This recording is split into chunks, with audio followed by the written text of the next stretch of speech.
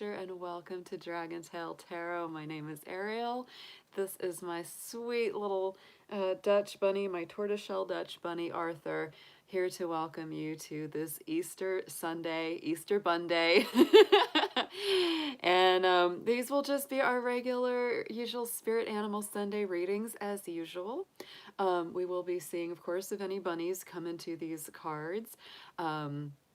But we are just really enjoying the day here. I always joke that when you have pet bunnies, every day feels like Easter.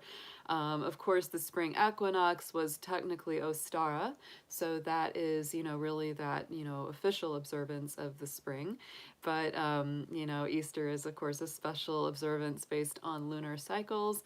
That also is an observance of Ostara, Eostre, and all things a bunny rabbit. Yes, you're my baby. He's my little Easter bunny today for sure. He's my baby. He was kind of asleep, a little bit half asleep. He was really relaxing before I picked him up, so he's pretty chill right now. So I hope you all are doing great out there. As always, to anybody who is just joining us or this is your first time here at the channel, thank you so much for stopping by. If you have not done so yet, I always invite you to reach out, hit the subscribe button, and join the Dragon family. We always love to have more folks join us on the channel and in the live streams as well. If you're interested in a more in-depth personal reading with me, would like any information about the card decks that I use in my readings, or would like to make a donation to the channel, I will post those links and information down below in the description box. And of course, if you are joining us here for the live while it's going on, you can also donate via YouTube Super Chat. So those are your options there.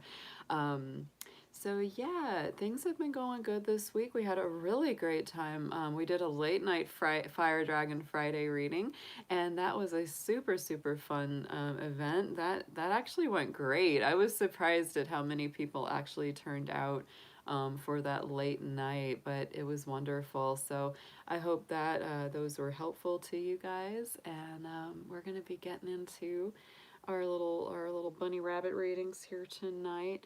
I wish you could all just snuggle this guy in person because he is so soft. He is so warm. He is so sweet. He's a good little, oh, he's my good boy. He's my good boy. Oh my goodness. Arthur.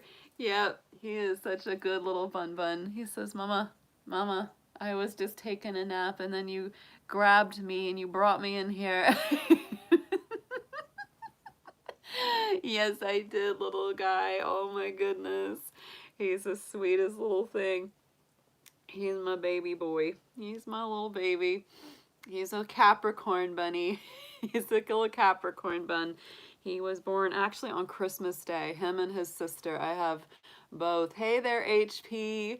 Found this in an Easter egg. My mom has a sign upstairs that says, follow the bunny. He's got the chocolate. I was like, it's a good reason to follow the bunny. Yeah. Oh, he's a sweetie. He's a sweetie. Of course, he's not bringing me eggs. I'm just bringing him treats. I'm bringing him salad and greens and all of that good stuff. So, I'm gonna get him back in his hutch so he can just chill out, relax. He was very, very, very egg-cited. Egg-cited. Hey there, Bonsai. Yay! Good to see you, sweetie. Aw, yeah. Got the bun in the house. He's just enjoying. He's just sucking up the attention and the loves. Yes, you are. He's a good baby. Yeah, Arthur's my buddy. My buddy. I don't know where Moonchild is. I hope she's all right, and I hope she's gonna be here tonight.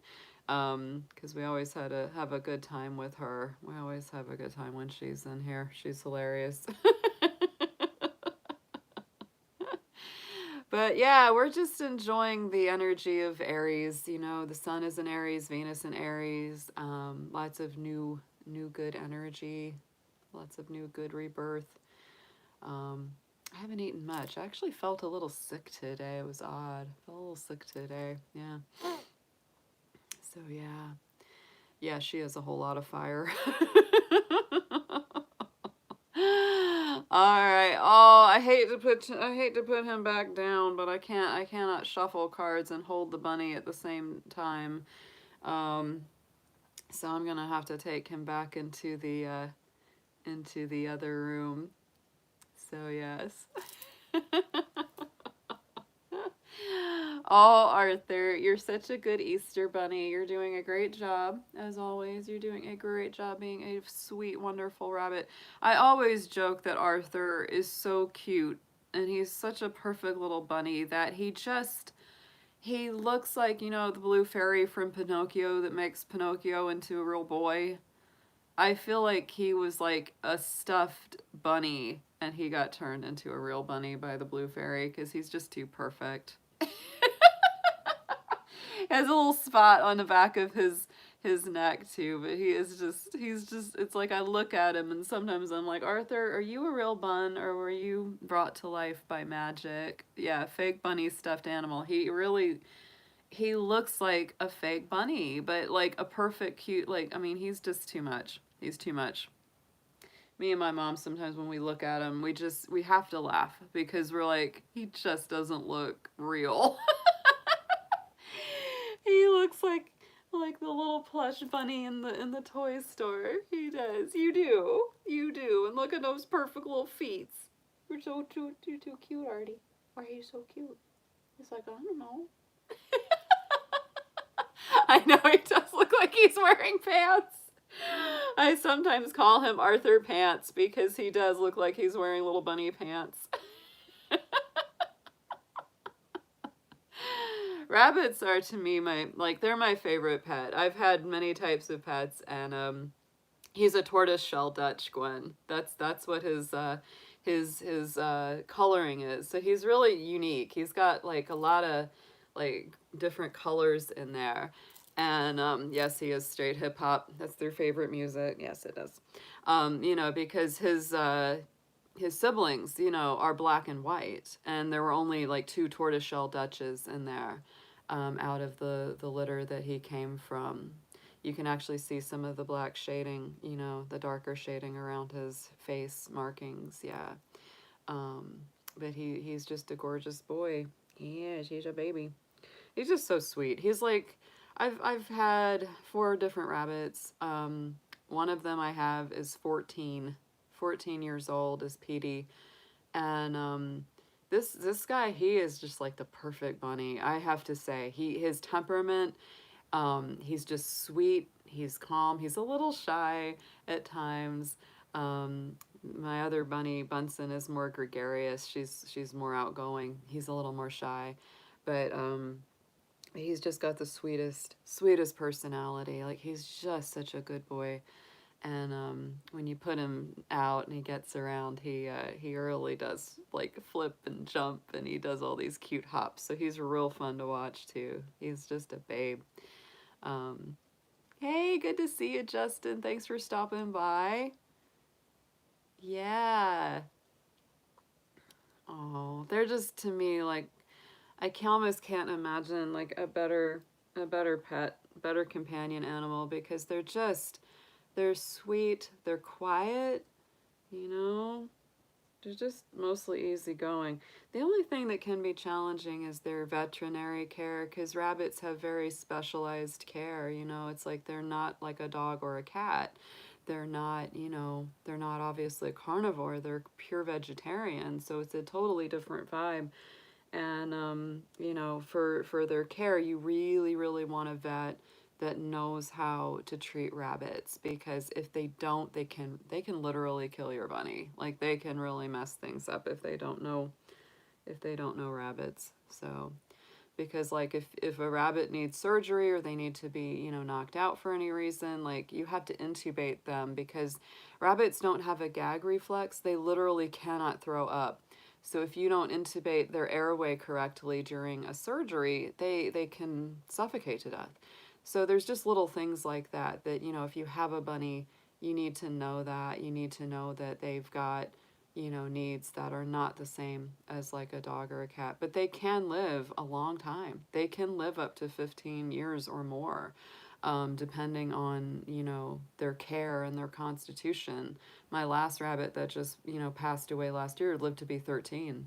And my little Petey bunny, he's 14, so they can definitely live a long time. And hey, Colin, thank you for that blessing. We're just sitting here having a little bunny chat. So yeah, you know, you really have to know what you're getting into with any pet. You know, a lot of people, I think they get rabbits. I don't recommend just getting a rabbit on, you know, spur of the moment or a whim, because they're not like a gerbil or a hamster. You cannot just stick them in a cage and expect them to be okay. You can't ignore them. You have to interact with them. They're very social. They're very social. So I don't recommend ever having just one bunny. It's better to have at least two, because they're going to love up on each other. And it can also be interesting the way that they get along or don't get along. Like if the two bunnies are from the same litter and you get them at the same time, they're probably going to be fine. But if you have one bunny for a while and then you bring a new one into the house, they'll usually fight. So it can be real funny. They're very territorial. They're very interesting. They have an interesting social structure, sort of like chickens. They have a pecking order for sure. And they will establish dominance very quickly in a relationship. So there's a lot of things to know about bunnies before you embark upon keeping them. But they are wonderful. They really are wonderful, and I just love them. They are so beautiful. They can be okay with cats. It's really different, like with a bunny and a cat. Like we have a cat upstairs and she's scared to death of the rabbits. Like if I bring the bunny into the room, she runs. She doesn't want anything to do with them. But, you know, some cats might see a rabbit as a bit of a challenge, especially if the rabbit's a lot smaller, and they might try to harass them. So it's really, you know, you have to kind of play it by ear in general, but on the whole, I haven't had any trouble with the cats, with rabbits, because they're usually scared of them. And rabbits are a lot more snarky than you might realize. Like a lot of people have this idea that bunnies are just fearful and timid and they won't fight back and they won't stand up for themselves. Not true. Not true.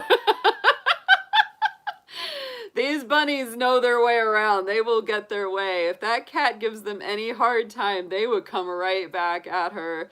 They will box out with their feet. They'll flip. They bite.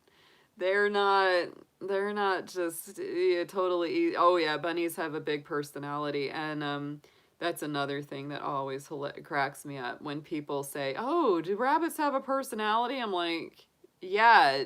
Are they a living creature? Do you have a personality?" Heck yeah, they have a personality. Like Arthur, this little guy, he's more mellow. He's a little more shy. He's very easygoing. He's you know, but they're all pretty cool with me just holding them. They do like to just be held. There is a definite truth to the phrase snuggle bunny, because they do love to snuggle. They are so sweet that way. Um, and yeah, you know, some are more outgoing, like Bunsen. Oh my God, that girl.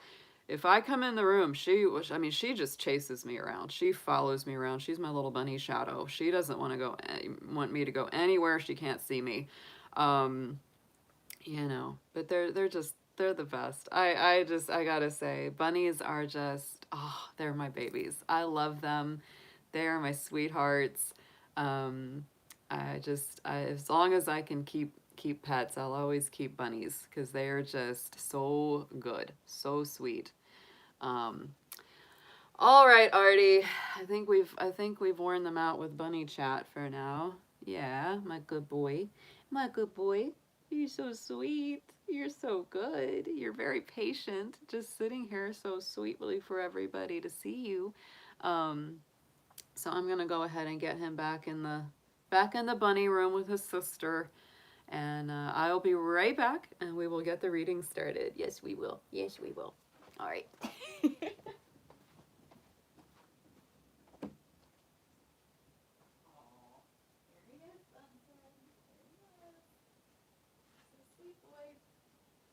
so good. Oh my gosh, he's such a good bun.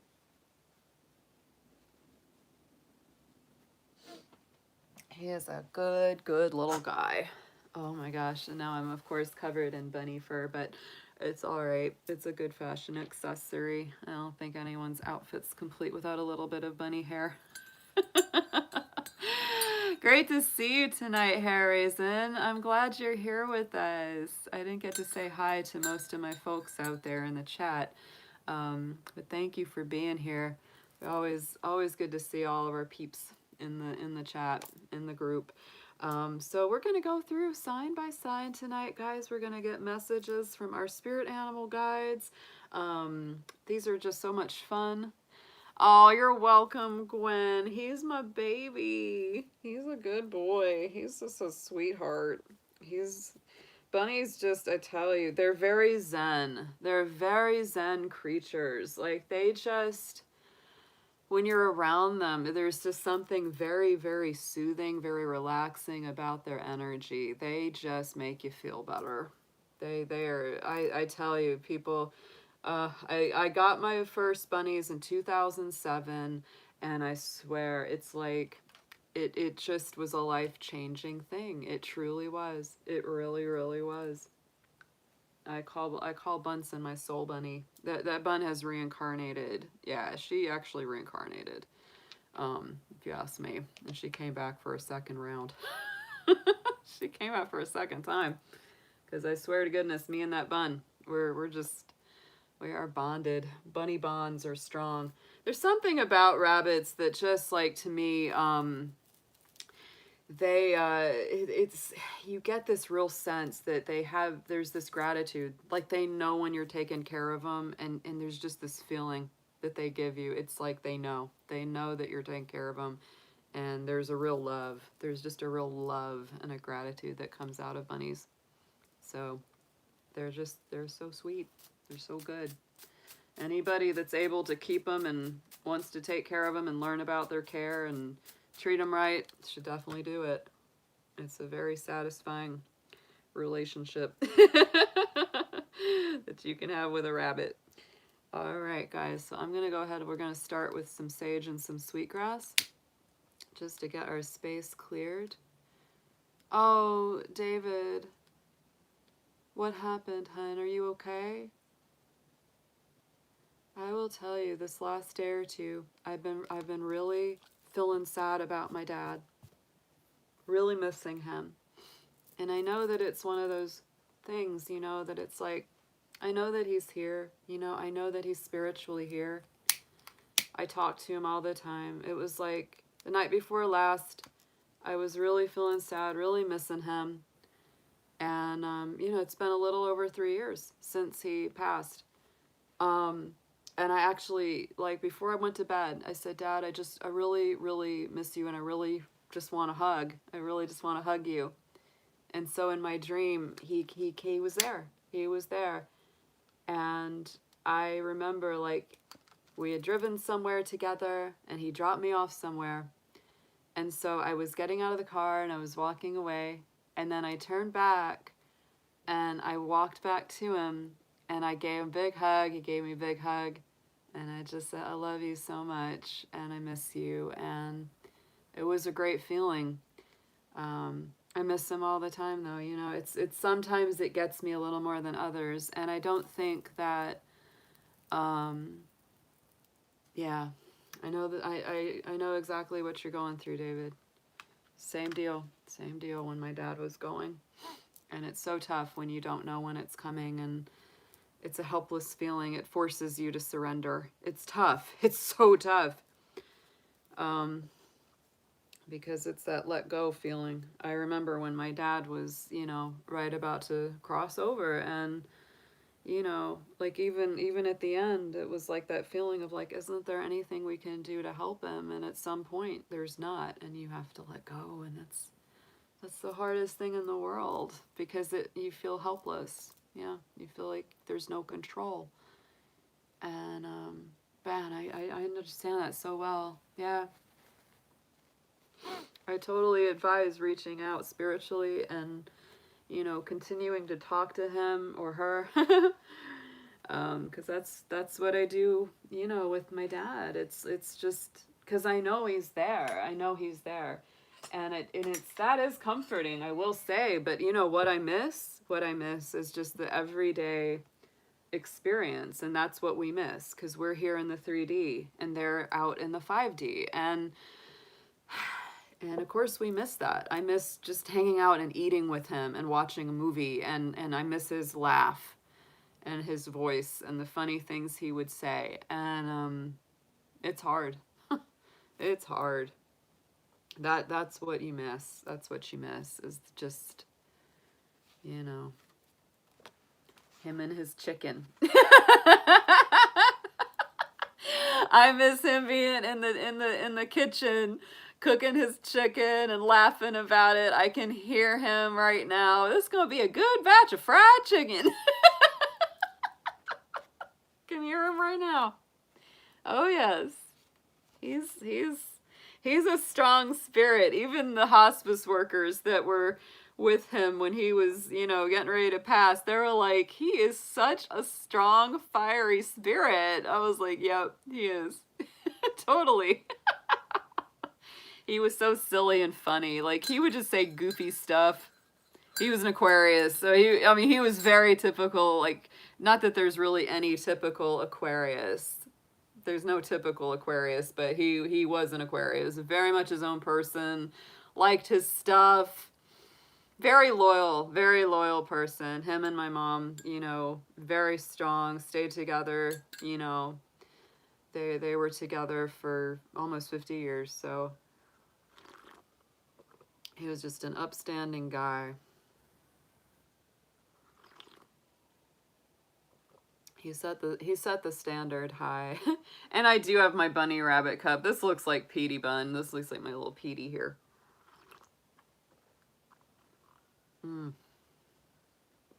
I think that, you know, and my mom we've talked about it a lot, about death and dying and grieving, and I often just feel that she's even said it. She's like, even though it's been more time, she said, I feel like sometimes it gets harder than easier as time goes by. And I said, well, sure, because it's a thing where, you know, at first you're kind of in shock and you're just, you know, going through the immediacy of the loss or the change. It's not really a loss. It's not like we lose them. They go to a different place. It's not really a loss. We lose the physical experience. That's what we lose. But you know, I remember when my dad had just passed and everybody was like, I'm sorry for your loss. I'm sorry for your loss. And I'm like, I didn't lose him. He's not under the couch or something. I mean, he's not lost. He's there. He's just not in the body. It's an interesting distinction to me to be made. It's like, he's not really gone. He's just slipped around the corner, you know. And I feel like we don't really mourn or grieve very well in our society currently. We expect people to have a funeral and just get over it, and then it's supposed to be done. And it's not that simple, guys. I don't think when you truly have a deep bond, me and my dad had a very deep bond. I swear to goodness, me and my dad had like a spiritual understanding. Like, we just got each other on a level that, you know, a lot of people don't with their parents. You know, I realize that. I feel like I was very lucky to have that with him. I was always so proud of him. I loved going out with my dad. I loved going out to eat with him and you know, saying, this is my dad. I was always so proud of him. You know, it's like, it's the way that parents are of their kids. I was proud of him. And you know, so I just think, you know, there is no normal for grieving and mourning process. If you need to cry, just cry. It doesn't matter. Don't judge yourself for it. You know, there's days like yesterday where I just start crying a lot about, you know, my dad. And I was like, yeah, I mean, sometimes it just hits. Like, I just really miss him. Like, I really miss doing stuff with him. And, you know, it's like, I think that it's all right. I think it's really all right. And, you know, I think it's good. I think that we should be so much more open about our feelings and our grief process and even not even the grieving of it. It's like I think remembering people and talking about them and you know, remembering how funny they were and the things they would say and the food that they liked and the movies they liked. My dad had a lot of passions, you know, and he just had things that he really loved. So it's easy for me to tap into his energy because he's very immediate. He had things that he loved. Music he loved, movies he loved, food that he loved. And, you know, it's like, I like those movies. Disney's The Coco movie about the Day of the Dead. And there was also another one about that, The Book of Life. Those movies are both so great. I got to watch The Book of Life with my dad, you know, not long before he died, actually. And so it was just, it was great. Like, he was even like, this is the best movie. It's like, I said, yeah, Dad. I said, that's what it is. It's like, it's all about, you know, remembering. And I said, and I even told him, I said, when you're gone, when you aren't in the body anymore, I'm seriously going to still cook your food. I'm going to watch your movies. And I know when I do that, you're going to be there. Like, you're going to be there with me doing those things. So, big love.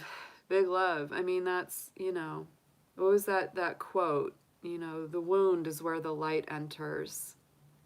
And that to me is what it's all about. Like, you know, we have those wounds because that's where the light gets in. That's where the big love gets in. And your heart wouldn't break like that if there hadn't been this big love, right? And so it's kind of like, sometimes you can be smiling through your tears. Sometimes you can laugh through your tears because you know, like, that the tears are there because you had that love. You wouldn't feel anything if you hadn't had the big love, you know?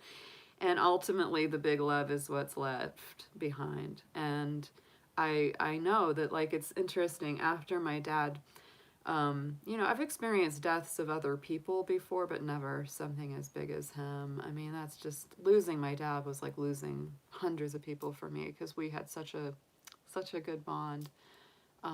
He loved my music. Oh, he would take me to all my shows when I would perform. I mean, he was just so supportive and so loving.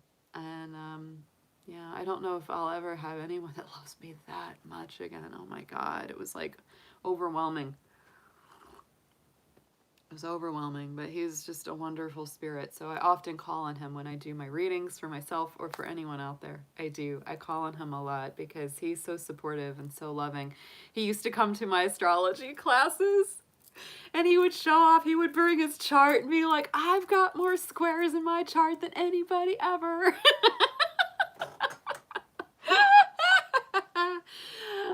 He was just good. He was good stuff. There's times when I get going and I'll say something funny and I'm like, that's something my dad would say. That's very true. I agree with that, Gwen. That's very true too, is that, yeah, we don't allow guys to reveal emotions. I think it's getting better slowly but surely. The divine masculine paradigm is shifting, and I think it is getting more acceptable for guys to show their emotions than ever before, and I think that that will continue, thankfully. So, you know, that's good. That's really good. But yeah, guys need to let that stuff out, and it's important. You know, women are, we're just sort of allowed to be criers. Yeah. Yeah. Yeah, I mean, we have a really weird reaction. If we see somebody crying, we get all uncomfortable and we act like we gotta stop it or fix it, or we tell people, don't cry, don't cry. And it's like, there's nothing wrong with crying, man. Nothing wrong with it. Yeah. Yeah. Well, that's true too. And then there's places and people that you feel more comfortable letting your emotions down around them. Yeah. Oh, yeah. I think that my dad would definitely feel that way. He would not want me to cry over him. No, he wouldn't. I know that. And so sometimes when I'm crying, I'm like, Dad, I know you wouldn't want me to cry, but I can't help it. I miss you and I love you so much, you know? Hey there, Beth. Good to see you, sweetheart. Yeah, I understand. Sometimes I feel the same way because I'm so like, it's all like, it all just comes out. And I'm like, damn it, I have no poker face. I just don't.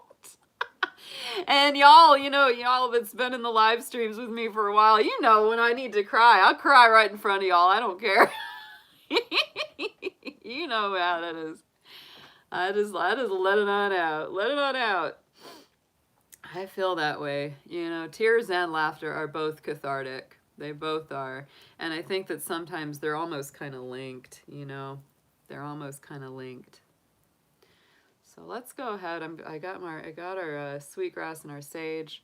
But you know, anybody that's, yeah, vulnerability and transparency is so powerful. And you know, to me that's how you heal. That's how you heal. Aw, thanks, Krista. Yeah, yeah, I love y'all. I love that y'all are who you are too, and I'm glad that you know this is a space for people to be able to just you know be themselves and be open and say what they feel, and you know it's good. I'm so glad that we have that. Yeah. And David, I'm definitely, my heart's with you. I'm thinking about that, and I trust me. I know how hard it is. It's very tough, and but I promise you will get through it. You will, even when you feel like you won't. You will. Just cry when you need to. Talk to your grandma as much as you can as she transitions, after she transitions. Um, you know, I'll always talk to my dad till I'm back in the spirit world and we're reunited that way. You know, I'll always talk to him. I just wish that he I just wish he could visit once in a while, right? I wish there was a spirit phone that I could just, you know, call him up and hear his voice. I would love that. It would make it a little easier, right? But I know he's there. He answers. I mean, he definitely answered me the other night. I said, I need a hug, and then I had a dream where we hugged. Yeah, I know he's listening. I know he is. I know. So, right, you know, because we're part of them, they're part of us forever, you know, in that thread and in that spirit. It's powerful. Yeah. It changes your relationship. Death changes the relationship. It doesn't end the relationship, it just changes it because it goes from a physical experience to a 5D experience. And in some ways, there's pros and cons to both, right? When someone's in the 3D, there's limits. There's limits, you know, when we're in our physical bodies. And when we're in the 5D and when we're in the spirit world, there's no limits. And it's like I get this feeling now that like all the things that my dad may have not been able to understand about me when he was still in the body, now he understands. Like he knows all my feelings, all my heart. He gets it like on a level that, you know, when you're separated by the physical form, you can't quite get. And they also become very powerful spiritually to assist you and help you. You know, they become your spiritual ancestors that are always going to be there to help and guide and you know, be there for you, that you can always call on them. It's like no matter where, no matter what, you can always reach out. It's pretty amazing that way. Like, you know, when someone's in the 3D, you have to actually pick up the phone and call to get to talk to them. But now it's like whenever I'm just like, Dad, can we talk? You know, it's like I feel like he's right there, you know, and it's just like, it's a very interesting thing. Yeah. Yeah. Deep thoughts on a Easter Sunday night. Death and rebirth, guys. It is. It's a death and rebirth of the spirit. And yeah, but it's an important conversation to always be having because I don't feel like I you know, I don't feel like in our society, in our world, we don't do death well on the whole. And I think in America it's especially bad. It is especially bad. You know, we just think that we have this funeral ceremony and then it's all over. And it's like, no, it's a journey, y'all. It's a journey. It's a total journey. And there's other cultures that I feel like they do death so much better. Like they just really, they don't put a, you know, timeline on it. I think it's in South America, and it's a South American country where they actually will make a casket that is in the shape of somebody's favorite thing in life. I love that so much. What would my dad's have been? I gotta think about that. Might have been a chicken leg. He wouldn't have been mad. Bury him in a drumstick. or a glass of sweet tea, or lemons. He loved lemons. Oh, he would have liked that. There's a lot of things he enjoyed. He loved his old westerns, and so he used to joke whenever they'd have a funeral, you know how they'd bury somebody in a western, and they'd have those, you know, kind of rough looking old, you know, caskets made out of some kind of rough looking wood, you know, they were nothing fancy. And he would always joke. He would say, he's like, when I die, you can bury me one of them. He's like, I just want a rough, plain old box. Don't get me anything fancy. We did our best. He always joked he wanted a John Wayne funeral, John Wayne coffin. I was like, Dad, we're going to do our best. We did get him one that looked like wood. I wish that we could have gotten him just an old rough hewn, you know, box that looked like it was made out of a cactus or something. But, you know, we did our best, Dad. Football pineapple upside down cake. Oh, that would be a good one, a football. My dad would have loved a football. Yeah. Oh yeah, no, my dad didn't want us to spend any real big money, but he definitely wanted to be buried. He did not want to be cremated. He was adamant about that. I honestly don't care if they cremate me, bury me, hang me upside down for a while for the crows to eat. I don't care. Ah! That sounds like something, yeah, Markers. That sounds like my dad. He would totally have said that. Put me in there with the good, bad, and the ugly.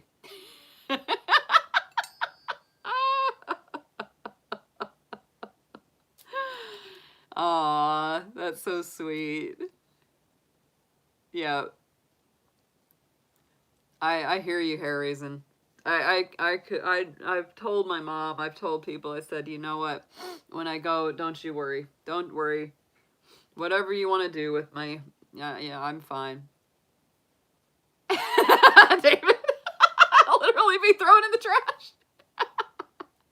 I would like my body to be used for some kind of prank. I think that would just be like the best, like the prank. You got like have some fun with it afterwards. Like, you know, just do something silly. Put me in the woods. Let the birds and the bugs eat me up. That would honestly, I give back to them, you know.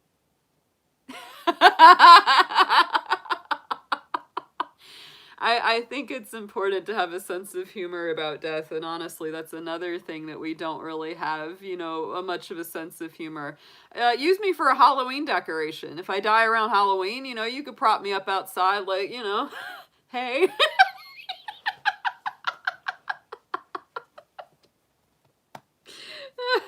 Somebody would probably get arrested for doing that. I guarantee they'd get arrested. Blow me out of a cannon. Something fun, you know. Something to wake everyone up.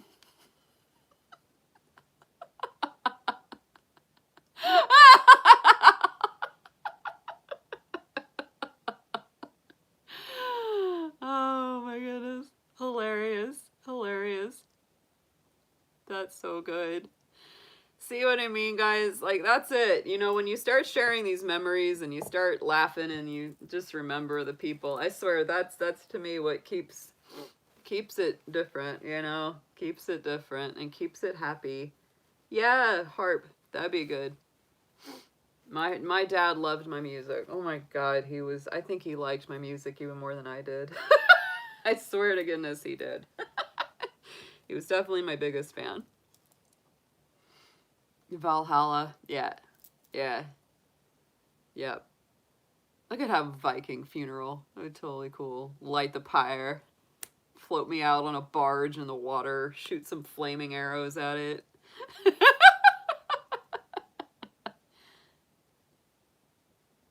Oh, yeah. I hear you, Gwen. Of course. Yes. Oh, yeah, Harrison. He was. Yeah.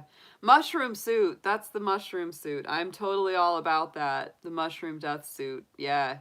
There is actually, because mushrooms, there's different kinds of fungus that are actually used to clean up toxic waste and residue. And so, you know, that's the reason, of course, they don't want you to be buried without, you know, being stuck in a sarcophagus. And so, you know, that to me is actually one of the best things. It's, look it up. You can actually look it up. Mushroom death suit.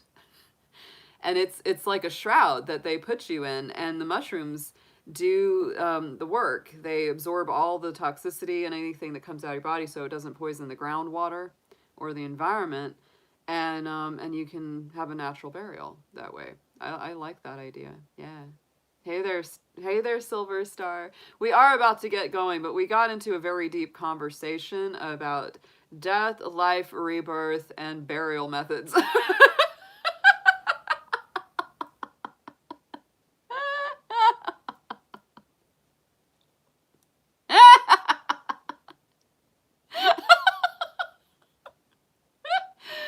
All right, so let's start. This is an interesting, you know, I mean, Easter to me, yeah, it's all about, you know, I mean, if you go by the Christian tradition, it's all about a dead guy being resurrected. They, you know, back then they would wrap people in a shroud and they'd put them in a cave. You know, tomb with a tombstone. Yeah. Oh, that's an idea, Silver Star. Use the bones to make music. Yeah. Yeah. Oh, he did. My dad loved the jackets. I have his picture right here with Buzz down at Georgia Tech. Aw. Yeah, that's my dad right there. That's him with oh, there on the football field. That's him. Yeah, that's him in his element. That's him very, very happy. Absolutely. That's how I think of him.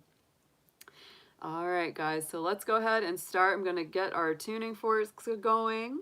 I'm going to start with the sun, the earth, and the solar plexus chakra tonight. So we're getting some nice solar energy. But yeah, this is a definite energy of death and transformation and rebirth. It's an interesting time of year that we really have that kind of energy going on.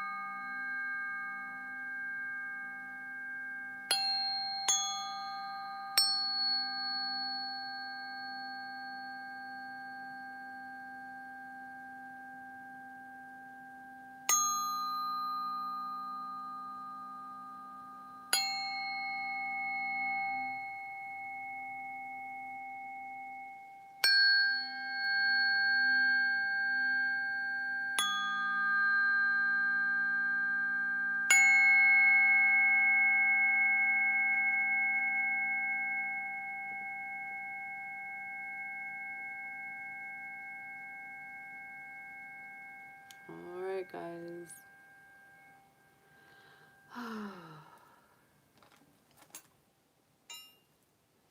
Yeah, my dad definitely had kind of a little bit of dark sense of humor. He was an Aquarius, but his moon and rising were Scorpio, and so definitely he would laugh about his own death. Like he would. It was so funny. Like I had a dream after his funeral that he, like, we were hanging out together and we were at his funeral, and I'm like, Dad, I was like, how are you here at your own funeral? Because we were like walking together, and he's like, I didn't go anywhere. He's like, I'm still here, you know. Yeah, he definitely had that like hilariously morbid sense of humor about death and dying. Even when he had cancer, he would joke about it. Like people couldn't believe like how funny he was about his own situation. So I really, I like to have that kind of levity about death and dying, right? You know, it's because we're all gonna do it, and everyone we know is gonna do it. So you'd think we would be better at it, at like dealing with it, but you know, it's tough. Always are gonna have a tough time with it. Um, It is funny, though. It is very funny. Oh, as soon as I started doing that with the cards, Petey thumped his foot. Oh my God.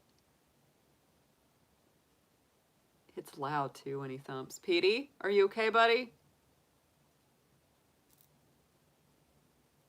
I think he's okay. Oh no, he's not. I'm gonna have to get Petey just a second. If I don't, he's gonna thump for like an hour. Come here, buddy. Are you alright? Oh. He says, I heard you were having an Easter party without me. Without me. Alright, let me show y'all Petey. I'm gonna bring him in for a second. There he is. This is my old 14-year-old rabbit named Pete, and he's half blind, but he's still thumping. See, he's got them big back feet, and he just is a thumper. He is a thumper. That's him. He's my buddy. He's my old boy. He's my old buddy. 14 years old and still hopping. Still scrumping around. 14-year-old bun. And he looks like a little old cottontail. You know, he just looks like a wild rabbit. Yeah. He loves me holding him like this. He just relaxes. I know, Petey. I know. He says I'm the original Easter bunny. Yeah. He says I'm the original Easter bunny right here. I know. He's such a sweetheart. He got big old ears too. He's got big ears. He looks like he came from the wild. He does. You look like a wild bunny, Pete. Are you going to be okay if I sit here and do readings for folks? Yeah, he says, Mama, I just missed you. Okay. All right. Hey, Brenda, good to see you, hun. We're just having a little bunny time. We're having a little Easter bunny time here. Petey. All right. I think he's calmed down. Yeah, it's all right, buddy. Oh, good boy. My good old man. He's a good old man. He is an old bunny. I have no idea how long Petey's gonna go. Like, at 14, all bets are off. 14-year-old rabbit, no way to know. No way to know with a 14-year-old bunny. All right, guys, let's start out. We're going to start out, as always, with our fabulous Aries out there. Let's see how Aries is doing tonight. Hope you guys are doing well. This is definitely your season, your time. Happy Easter and happy birthday to any of my Aries that may be celebrating a birthday today or have already celebrated one or will be soon. So let's see what we've got for Aries, folks. Dear spirit animals, guardians, guides, and friends, please show us what you have for our beautiful Aries. Any messages coming through this week that they need to know about. Whatever guidance is for their highest and best. Show us Aries, please.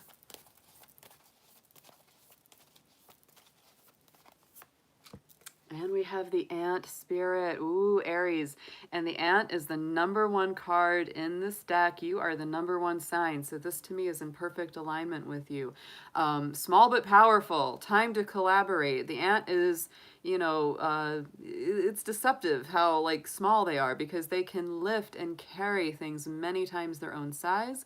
And they work together in a very, very smooth operation, very strong collaborative. So you might be working with other people this week, Aries. I would say also be very open to any advice, any input about how to navigate your life this week, because there may be people coming in with some good advice or something productive to add to the mix. So let's get into your tarot messages. We're going to use our animal tarot, the Ark. See what we've got for Aries, please.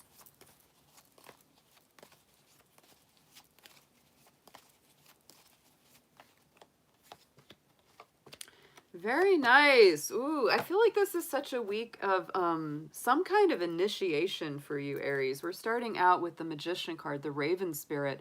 And so, of course, this is number one, yet again, in the tarot. So you've got the number one Ant Spirit, you got the number one of the Magician. This is Gemini energy, Virgo energy. It's Mercury. Mercury ruled card. So it is about the mind. It is about using your talents, your abilities, all the things that you have at your disposal to create something new, to create a new reality. It's alchemy, manifestation, and willpower. Second up, we're coming into the Squirrel Spirit, the Ace of Wands. Yet again, more new, bright, bold, brand new future, brand new energy, vitality returning, optimism, fire, growth. That's your own energy, is that Wand Spirit. So inspiration, bright future. It's a nice energy. And we've got our caterpillar. Look at this. So to me, yet again, what's the symbol of the caterpillar? Is going into the cocoon to have that rebirth. We also have it as the Four of Pentacles. So to me, there's something that's going to probably get released this week, because we do have at Four of Pentacles. Four of Pentacles tends to hold on to things, sometimes out of a scarcity fear or concern, right? It can be scarcity consciousness, material success, or fear of loss. You know, so Aries, there may be things that you're kind of examining this week. It's like, what can I let go of? What do I need to not worry about? You may be really doing quite a lot of things to change and re-empower and re-energize either your working life, career life, relationship life, your personal identity, and how you feel about yourself very strongly here. And it may require letting go of something, whether it's an old habit, old situation, an old routine, something that does, you know, used to work for you in the past but isn't working for you anymore. It could be about love. Could be about love. We have the Watson, the Lovers card on the bottom of this deck. So it could be about somebody you're involved with. Could be a partnership of some kind. Gemini energy. More Gemini energy on this reading. You could be dealing with a Gemini or have Gemini in your chart. It is about good communication as well. Good communication is important. Say what you want. Speak what you need. Even if you're just speaking it to yourself this week, Aries, because I think that it's one of those things that when we speak it out, when we put it out, it helps it to manifest. It helps it to take root. There's always something about speaking something, physically speaking it. We actually manifest things better and we remember things better. Like if you're learning a language, you're not going to learn that language as easily unless you're actually saying the words. It's the same thing when you're learning how to manifest. You've got to say the words. Yeah, speak it into existence. Exactly. So let's get an affirmation on you this week, Aries. This is a powerful week for you.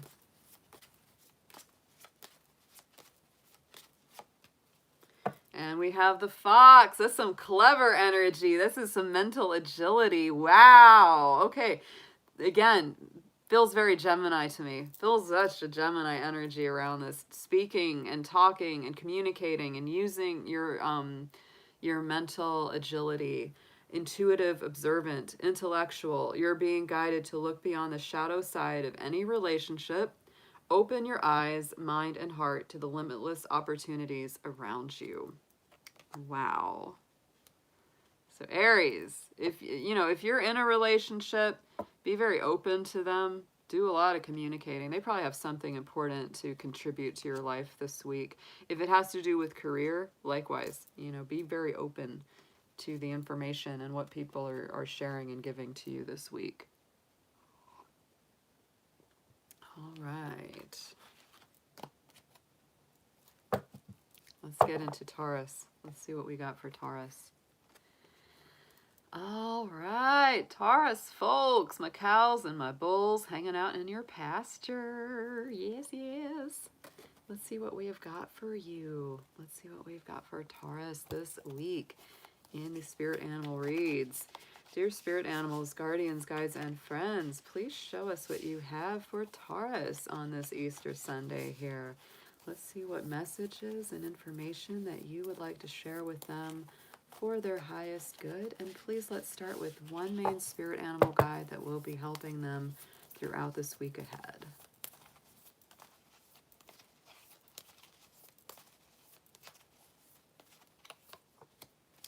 Ooh, I like him. It's one of my favorite guys is the crow spirit here. So Taurus, co-create with spirit. This in our arc tarot is our same as our magician card. So to me, you know, the crow is very much about spiritual law and physical law and the balance between the two. Living in the world, living in the physical world, but also balancing it with the laws of spirit. Sometimes this can bring about, you know, balance, addressing, you know, old wrongs, making them right, getting clarity, justice, etc. on something that you've been working with. It's a very strong manifesting, you know, energy. The crow in a lot of traditions and cultures is the creator of the world. The raven spirit, the crow spirit, very, very similar. So let's get into your tarot, Taurus. Let's get some messages on this for this week.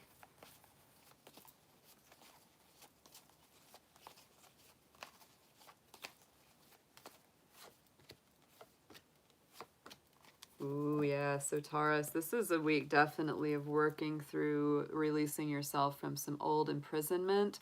You know, this is the Eight of Swords, self-imposed prison, right? The Eight of Swords is when you need to free yourself from some old way of thinking, old way of being, you know, something that's really kept you stuck. Sometimes it's working through old feelings of, you know, lack of self-esteem, lack of self-confidence, wanting to break free of that. And many times it's no one else that's doing it. It's other people that, you know, that are on the outside, and you're the one that's kind of beating yourself up and putting yourself in this stuck place. So this is definitely a week where you want to break through some old bonds, some old chains, some old limitations or thoughts of limitation, and get yourself free.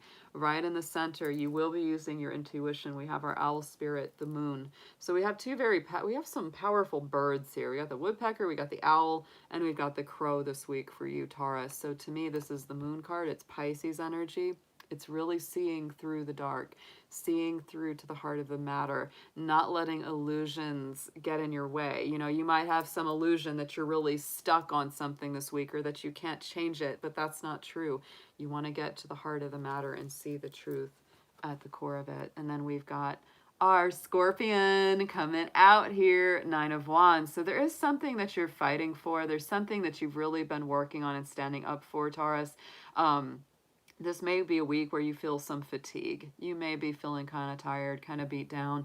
You know, even though you're resilient, even though you're courageous and strong still, you may be feeling really worn out from fighting this long battle. So definitely get some rest, get some, you know, re-energization. Is that a word? Probably not, but I just made it up.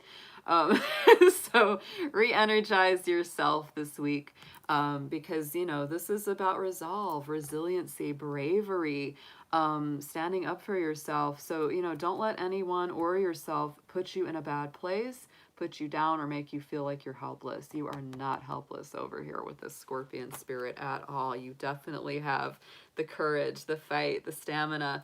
And underneath, we have got the Black Panther spirit, our Queen of Wands. So to me, that's some nice fire energy. It gives you the ability to just burn right through, you know, any old negative vibes. It's determination, it's creativity, it's, you know, working with spirit very closely, along with, you know, we've got two very powerful spiritual co-creators here. Love that. Love that energy, right? Love that. Let's get into an affirmation for you, Taurus.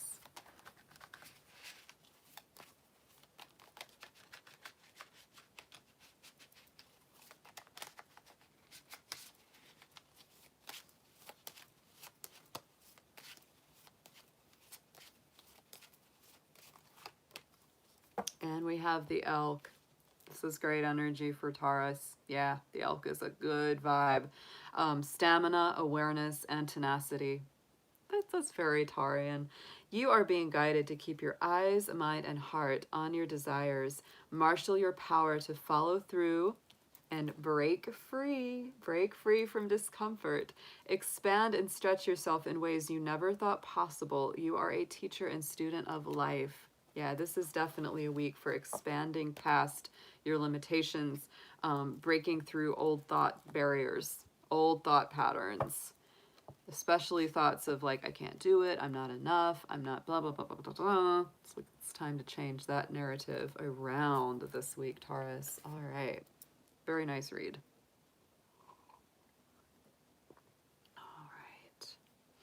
And yes, for those of you that are talking about this, it is a labradorite. It's a little dragon egg. It is a total dragon egg. I was gonna wear an amethyst tonight, but then I saw this and I was like, oh, I'm gonna wear this. I'm gonna wear this. Oh, we haven't done Gemini yet, Krista. We're about to start Gemini.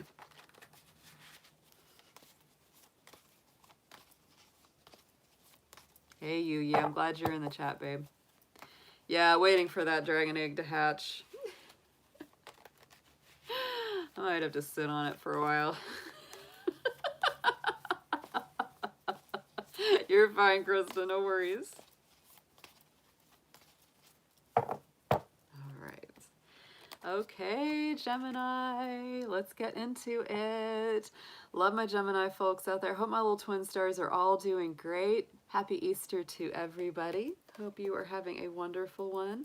Let's get into your spirit animal messages for the week ahead. So dear spirit animals, guardians, guides, and friends, please let us see what you have for our Geminis this week. Whatever information, guidance that you have to share with them for their highest good. And please let's start with one main spirit animal that will be here with Gemini throughout this week ahead.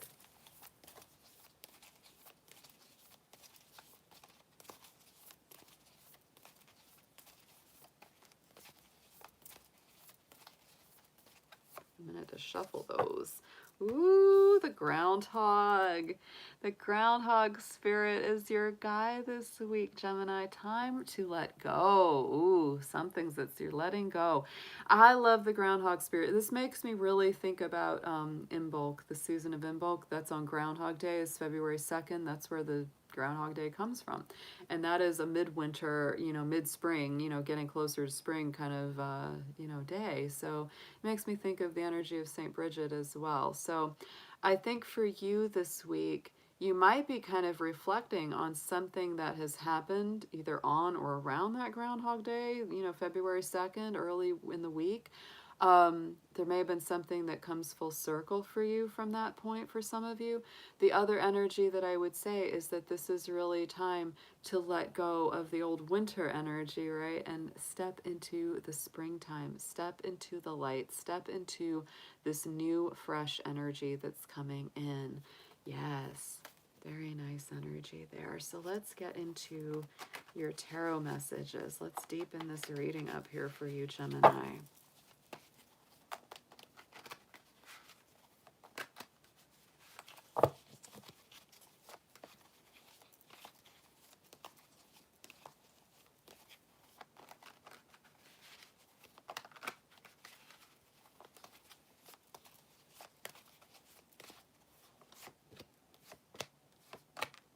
Ooh, okay, this is an interesting layout. All right, so we're starting out with our alligator spirit, the Page of Cups. So this can honestly be a lot of times emotional or romantic messages coming through for you, surprising insights, artistry, coming up for air. This can be somebody, picking up the phone, Gemini, and saying, hey, I haven't talked to you for a while. I miss you. Maybe apologizing for any kind of miscommunications from the past, any kind of reasons that maybe you haven't been talking for a while. They may be coming forward to you with those messages this week. In the center, we have the Macaw spirit, the world.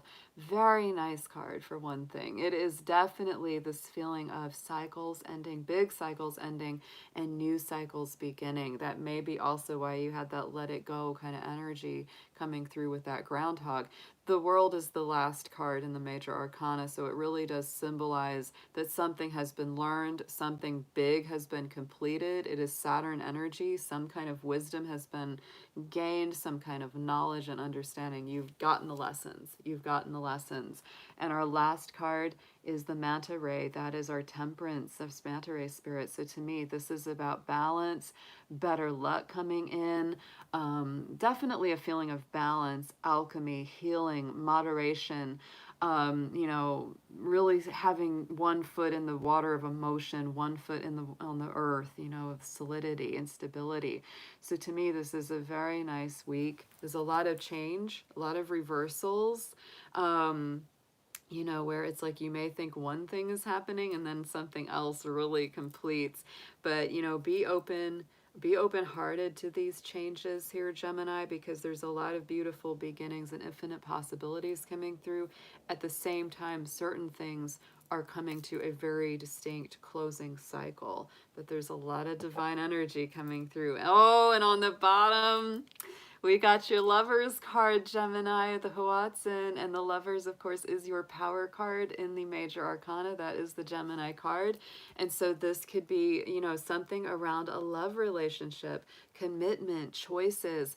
You know, somebody may be really coming forward to you this week saying they really want to deepen a commitment with you. They really want to, you know, bring things to a cycle, you know, of closure where you're going from one element to another. For some of you, not all, but for some of you, you may even be ending a relationship or ending a situation.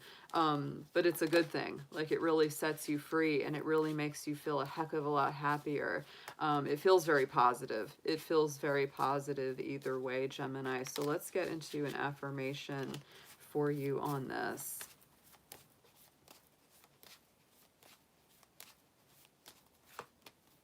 And we have the whale. I like this, the whale spirit coming up. So we've got agility, imagination, intuition. You're being guided to focus on emotional stability and listen to your inner guidance. The time has come for you to jump into action and go after what you desire. Be playful and splash in the waters of life, creating new waves of abundance for you and others to enjoy. Yeah. There's some big closure. There's some kind of big full circle energy in your week ahead this week, Gemini. So be flexible emotionally and mentally. Be willing to let certain things go and to embrace others, because it's big positive cycles beginning and old cycles ending.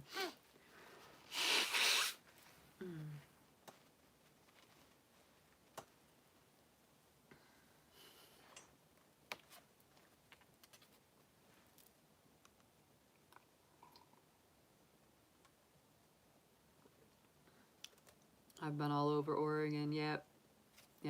I used to live there. I lived there for about 8 years. Yeah. All right, Cancer. Let's see what we've got in the cards for you this week, my beautiful crabby Cancers. I hope you're doing great out there. I hope you're enjoying your spring. I hope you're having a good Easter. Bear! There he is. Yes, one of our famous Cancers. We haven't seen him in a minute. Glad to see you out there. All right, so let's get into it. We can start the Cancer party now. All right, dear animal spirits, guardians, guides, and friends, please show us what you have for our Cancer folks this week ahead. Any information and guidance that they need for their highest and best good. And please, let's start with one spirit animal that will be coming out to guard and guide them this week.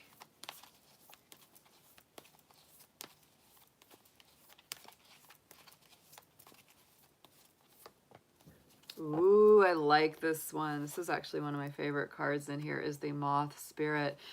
Surrender now. So letting something go this week, surrendering to spirit, surrendering to the divine. To me, the Moth Spirit is also, you know, it's a being that seeks the light. It always seeks the lighter side of things, even though many times, you know, moths are nocturnal. They're very active at night, but they are light seekers. So that's a beautiful energy. Let's get into your tarot for this week, Cancer. Let's see what our animal tarot has for you.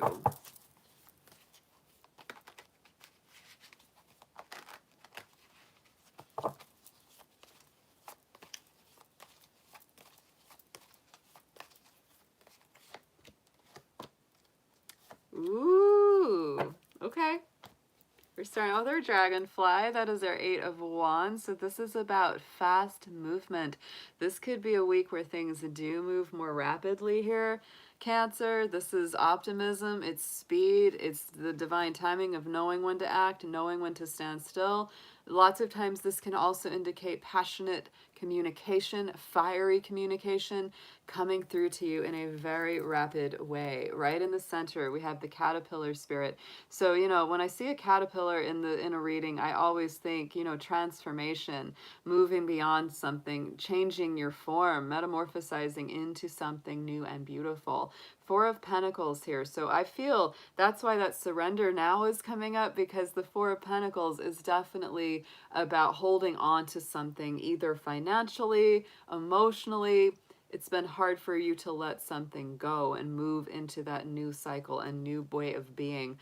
Sometimes it's a fear of loss, right? Sometimes this is a big fear of loss card. So it really is about you wanting to feel secure, which is not unusual for you, Cancer, but there's something that you kind of have to come to grips with. It's like there might be a chance you got to take. You might have to, you know, turn something loose, or just simply choose not to worry about it in order to get ahead, in order to make those big, fast moves. Because new fantastic energy is coming in here with our flamingo spirit, our Two of Wands. This is new opportunities. This is doors being open. This is Aries energy. It's all about initiating something new. And you might be making some choices this week, Cancer. Door number 1 or door number 2? Shall I go here? Shall I go there? You might be working with somebody to do that. It's a balancing act. Taking the first step, you know, and sometimes that can be a little scary to take that first step. You know, Three of Swords here on the bottom with our bluebird spirit. So to me, again, there is an element of recovery, heart healing, and moving through something that might be temporarily painful, but the, you know, results are very rewarding, right? They're very rewarding once you get onto the other side of that. So this is, I mean, it's a bit intense. This is a bit of an intense reading here, Cancer. I do feel that you're going to be letting go of something, or you're going to be really examining the things that you need to let go of in order to transform and to go to that next cycle of life. And it may be coming at you real fast this week. It may, that's probably where you may, you know, get any bit of discomfort, because in general, Cancer does not like to move too fast. They kind of like to plan things out. So let's see what we've got as your affirmation for this week.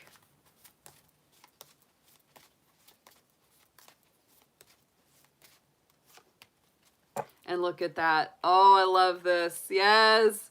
We got caterpillar to the butterfly here, Cancer. You are definitely going through a metamorphosis, a transition, a transformation. Mind, body, and soul transformation. You're being guided to embrace change and detach from what no longer serves you. Begin now to recognize your own beauty and elegance, and the world will do the same. Oh, Cancer. That's a message for you. That's a message for you this week. Big transformations. You got the moth, the butterfly, the caterpillar. Amazing. That was amazing reading. That's beautiful.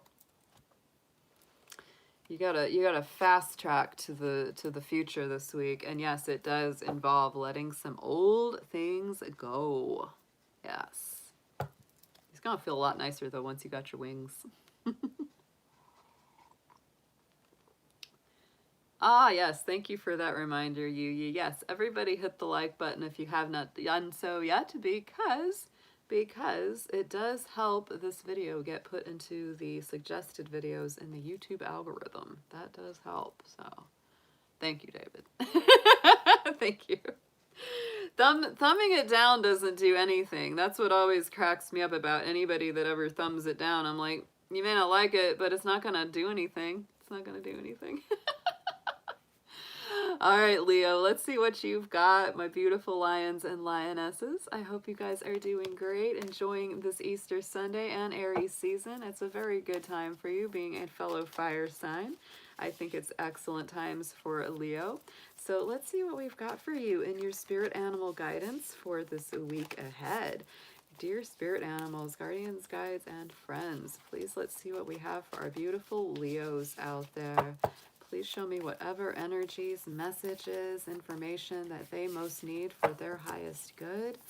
And please let's start out with one main spirit animal for them that will be guiding them through this week.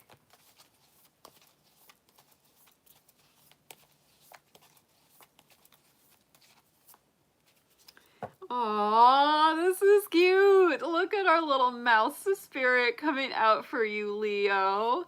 Tend to the small things. Yes, pay attention to the details this week. Pay attention to the little stuff that comes up. You know, maybe just tidying up the house, caring for yourself, doing a little self-care. That is adorable. I love it. The lion and the mouse. It's just, it's too cute. All right. Let's get into your tarot. Let's get your animal tarot messages on this Leo. All right.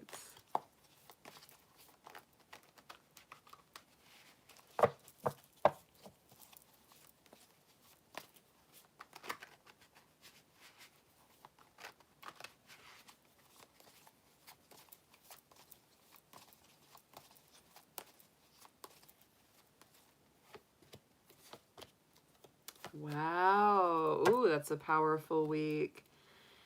Wow, very interesting. Okay, so we're starting out with our bear spirit here. That is our Queen of Pentacles. So this is very earthy, grounded, balanced, stable. It's Capricorn, Virgo, Taurus. You might be really tending to some practical matters this week with the, you know, mouse spirit, kind of tending to the little details, especially if lately you've been feeling like things have been really big, really overwhelming. You've been really focused on like the big, giant stuff in life.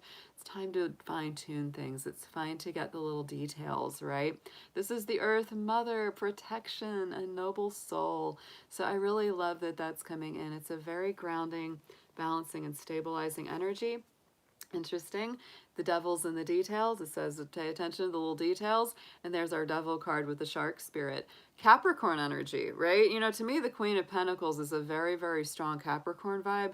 And the devil is definitely a Capricorn card. So you may be working with a Capricorn this week, Leo, or you may be working like a Capricorn, which is very diligently, very steadfastly, really working through some things. You know, this can be breaking free of any darkness, bondage, inhibition. It's a spiritual awakening that comes about as the result of this sky. So even, you know, a lot of people get scared of the devil card. I'm a Capricorn, so that's like my card. So I always feel that with that devil card, there's really this potential of identifying anything that's inhibiting you, especially around work, especially around business, and really working through that so that you can get to the better side of it. Beautiful. Don't overwork though. Don't work yourself to death. That's definitely like, that could be a thing in the devil card is, you know, the tendency to be a workaholic. So if you've been really working hard, you know, Leo, lately, this could be just saying, you know, take a little time out, pay attention to the little details, do some self-care. You know, don't worry about the big stuff this week. You know, outcome card is the Scarab Spirit. And I love this. This is the 10 of Wands. This is the end of a difficult cycle, a burdensome cycle. If you have been feeling like there's been a lot on your shoulders lately, Leo, this is really about letting that go. Ambition is a good servant, but a bad master, right? And, you know, the Queen of Pentacles, the devil, they're both Capricorn energy, and they're both very prone to just letting their ambition drive them until they have nothing left, like they just burn out. So this is really saying, don't let yourself burn out. There's some really difficult or challenging cycles that are coming to an end this week, Leo, and you're going to do a lot better by pacing yourself. Yeah. And on the bottom, yes, we have our octopus, the King of Cups. This is making good decisions from an emotional and spiritual standpoint. So take good care of you. Take good care of yourself. This is calm clarity, control over your emotions, and self-compassion. Being good and kind to yourself this week is very important. So let's get an affirmation on this, Leo. These are nice messages for you.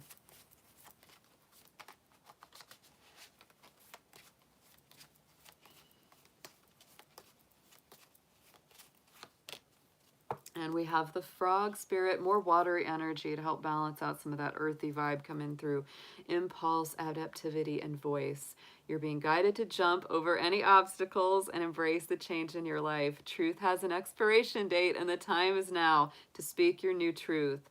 Show the world your voice, acknowledge your desires, and leap with faith towards what matters to you. Yeah. Very nice.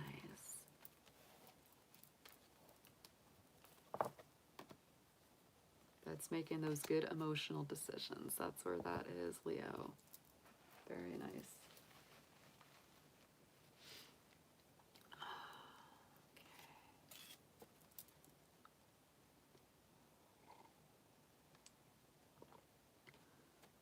right, Virgo, I hope you guys are doing good. We're going to get ready to start your read now.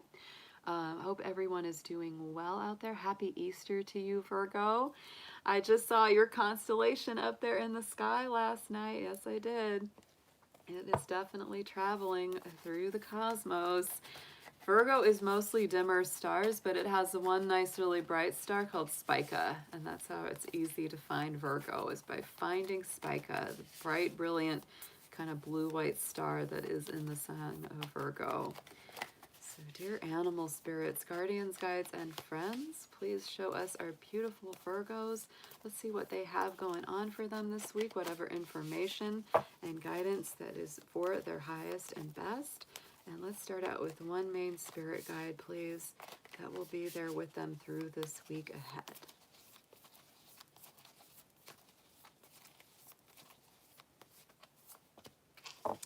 I always love this one. The skunk spirit. I always love the skunk spirit, guys, because this to me is about knowing your worth, maintaining a good reputation, a strong reputation, not letting people mess with you. Yes. You know, maintaining, it's like, no, I know my value. And if you come and mess with me, you get the spray. I love how the skunk is also sitting on the flower. I love that. But yeah, he's one of my favorites. I love the skunk spirit. That's just, to me, it's like you don't have to be the strongest or the biggest on the block to still command respect. And to to let people know that you've got boundaries. So it's a spirit of healthy boundaries this week, Virgo. Let's get into your animal tarot. Let's get some messages on this for Virgo, please.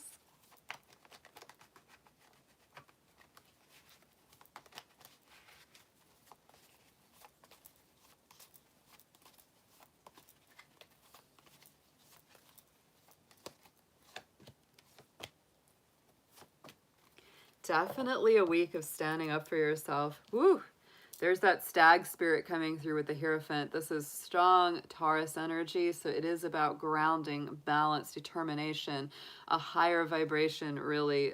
Big business, it can be, traditions, spirituality, and spiritual knowledge. The Hierophant is the high priest of the tarot, and so he has the secret info, the secret information. The stag is also one of our oldest spirit animals from the Celtic Druidic tradition. And so to me, this is all about really standing strong in your spiritual truth, and being very grounded in it, letting it give you stability on that material plane. Right in the center, we have the Seal Spirit, so that is our 10 of Cups. That's a beautiful card of bliss, happiness, perfection, alignment, lasting happiness, success, divine blessing. So to me, this is a spiritually and materially blessed week for you, Virgo. Very, very nice.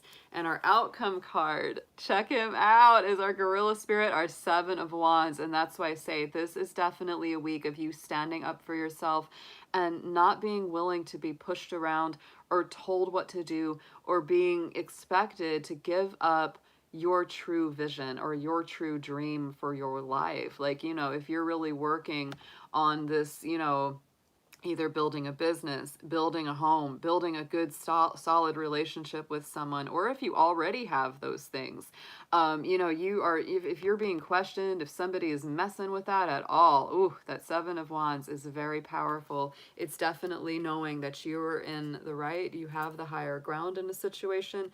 It's courage, it's achievement. I would also say choose your battles wisely this week, Virgo, because sometimes, you know, that can be that argumentative energy that, you know, you kind of, you know, just come at everybody and you're like, ah, you know, bring it on. You know, so pick your battles wisely. You don't have to give your energy to every single situation. On the bottom, we do have the Beaver Spirit, the 7 of Cups, and so that can sometimes be a little bit blurry, a little bit confusing. Dreams, deception, determination. You know, so again, choose your battles wisely. If you're kind of confused about, you know, who's really, you know, getting on your case, who do you really need to worry about, who do you really need to fight off. So let's get into an affirmation for you, Virgo. This is a nice, strong reading for you. Some really, really good energy, and definitely a week of, you know, standing strong in your reputation, standing strong in your self-worth and your esteem, and letting that speak for itself.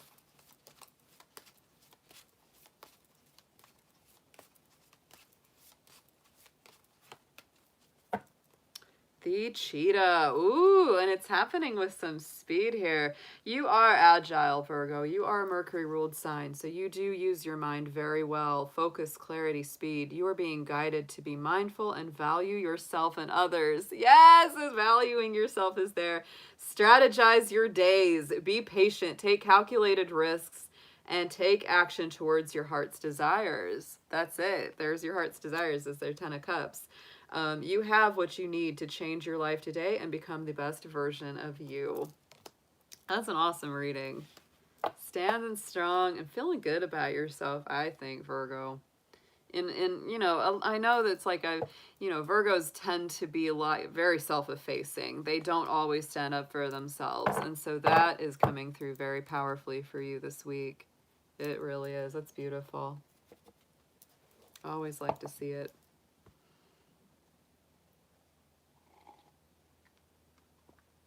All right. Yes. Get ready, Libra. Hope you all are doing good out there. My nose just keeps running. We've got mad tree pollen going on right now, guys. I took a long walk too last night and it got me. It got me. All right. Here we go, Libra. I hope you all are doing great, everyone. Happy Easter to you, Libra. Happy Aries season to you. This is definitely firing up your universal relationship house. You know, that Aries energy all lands in that 7th house for you in your universal astrology, Libra. So you definitely are. I mean, this is to me one of the more powerful times of the year for you guys. Yes, it's very yellow, Colin. There's pollen all over the place. Yes. All right, guys. So dear animal spirits, guardians, guides, and friends, please show us what we have going on for our beautiful Libras out there. Bring through whatever messages of guidance and information you have for them for their highest and best. And please let's start out with one main spirit animal guide that will be with them for this week ahead.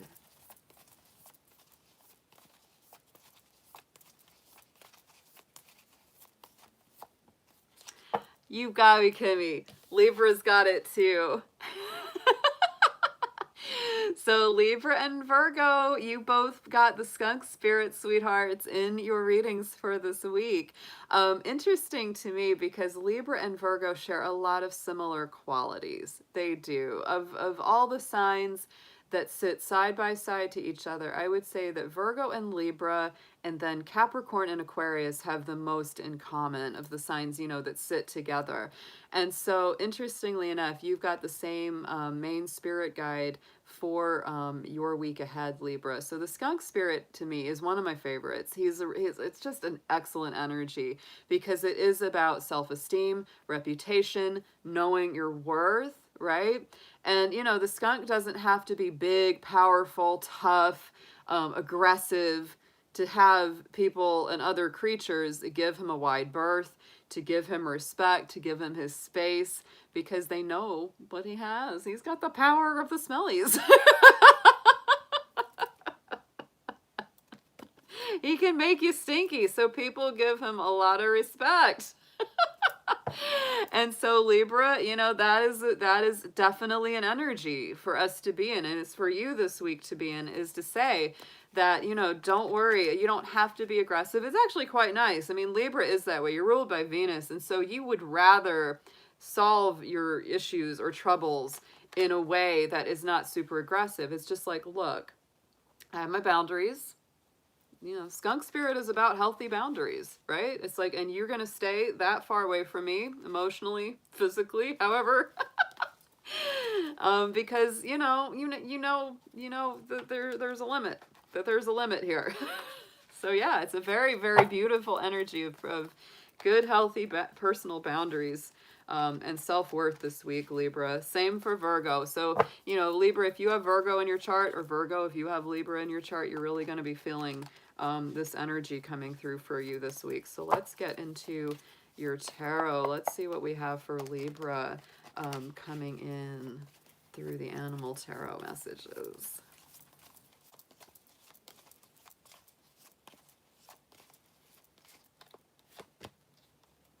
Nice. Nice. Wow. Ooh, rocking in this. Look at this. Oh my goodness. Polar Bear, the Star card. Healing, hope, gifts from the Great Spirit. So Libra, this is beautiful. This to me is like the light at the end of the tunnel, the chance of your dreams and wishes to come true. It's about self-liberation and freedom. It's a very strong Aquarius energy. So to me, it's being very true and authentic to yourself.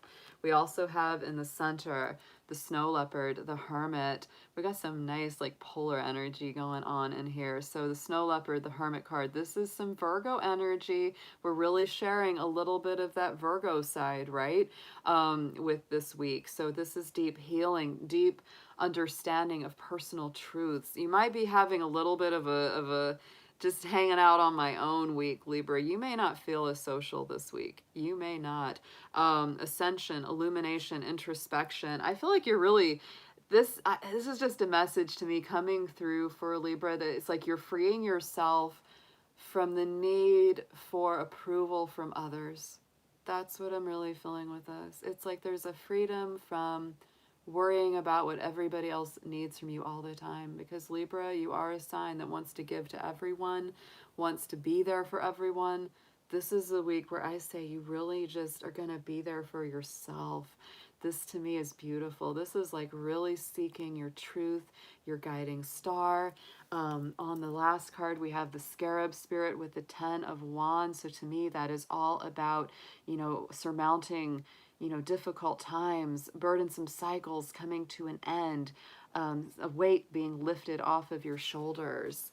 This is a beautiful read for you this week, Libra. Wow. Oh, there he is. Yes, Libra, on the bottom of the deck, our blue-footed booby. There is our Two of Swords. That is Libra energy. It's your own energy. So this to me is really cool. This is coming up for Libra because this is one of y'all's cards. It is. And it is about making those decisions. And you may have been procrastinating on a decision for a while, Libra, but I think that this is really showing that you are making a choice about how to set those boundaries, who to say yes to, who to say no to, really valuing and taking good care of yourself. And I love him. Oh my gosh, I love Bluebee. He's adorable. Yeah, they come from the Galapagos Islands. They're, to me, you know, I was actually talking about this earlier, that this reminds me of Aquarius energy. The reason for that is the blue-footed booby, you know, that was a big thing with Charles Darwin, and Darwin was an Aquarius. And, you know, this was a main place that he studied and did a lot of research, was in the Galapagos, where you find these guys. And so, you know, to me that, you know, the blue-footed booby is very Aquarian. He's different, he's authentic, he's real, he's just unique, right? Just like an Aquarius. And you also had the Aquarius power card here. Aquarius energy, Virgo energy, very strongly coming through for you this week, Libra. I think this is a lot of freedom, self-healing, beautiful energy. It's really, really nice vibe this week for you. Really, really doing what's right for you, setting those good personal boundaries. Love to see it.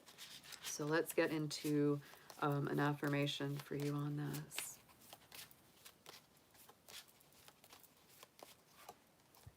And we have our owl here for your affirmation here, Libra. What a nice read this week. Calm, observant, and wise. Yes, you are being guided to find the serenity and stillness. Hear your thoughts and acknowledge your feelings. Yes. The answer to any question is inside you. You are the magic key that unlocks the doors to unconditional love, balance, and abundance in your life. Wow. Very good. Love it for you, Libra. Love it for you.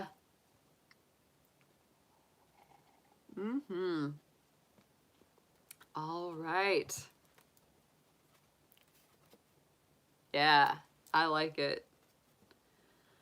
I feel like Libra and Virgo, and there was another sign, I think Leo actually, very like those have been real strong, like kind of self-care, being good to yourself, you know, not worrying about what other people think or say, you know, just really tuning in and being like, you do what's right for you. It's so important, so important. I'm kind of lucky that way. I was born with an Aquarius rising and a very strong Aquarian part of fortune on that rising, and so I often say I was born with a stronger sense of not worrying about peer pressure or what other people think of me as much as some. For some, it's very hard. It's very hard, and you know, the sooner that you let go of needing approval or getting your self-worth from other people, the better. The better and the happier you will be. Absolutely. When you really do what's right for you, the right people will be in your life, and it's excellent. So let's get into Scorpio. Let's see what we've got for our deep, dark, and mysterious Scorpions out there. I hope you guys are doing awesome. Love my Scorpio folks. Let's see what we have for these Scorpios. All right, dear animal spirits, guardians, guides, and friends, please show us what you have for our beautiful Scorpio folks out there. Let's see what you have for them. The best guidance, information for their highest good possible. And please let's start out with one main spirit animal guide that will be helping them through this week ahead.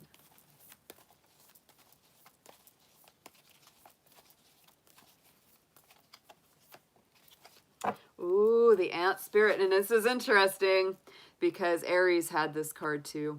Aries started out with the ant spirit. And to me, you know, there's a real association between Scorpio and Aries energies. So I like the fact that these are lining up for you. To me, you know, hey, Aries and Scorpio might be collaborating this week very strongly. That's very possible. If you have an Aries in your life that you're really, really working with, you might be working with them. That's beautiful. So time to collaborate. Scorpio, you're stronger than most people realize. You may even be stronger than you realize. Ants are a tiny being, but they have the ability to lift things many, many times their own weight, and they know how to work together as a very flawless, smooth working team. Very effective, very efficient. So Scorpio, I think it's time, you know, reach out to others, reach out for help if you need it, and accept help if you need it as well this week. So let's see what we have got in your animal tarot messages.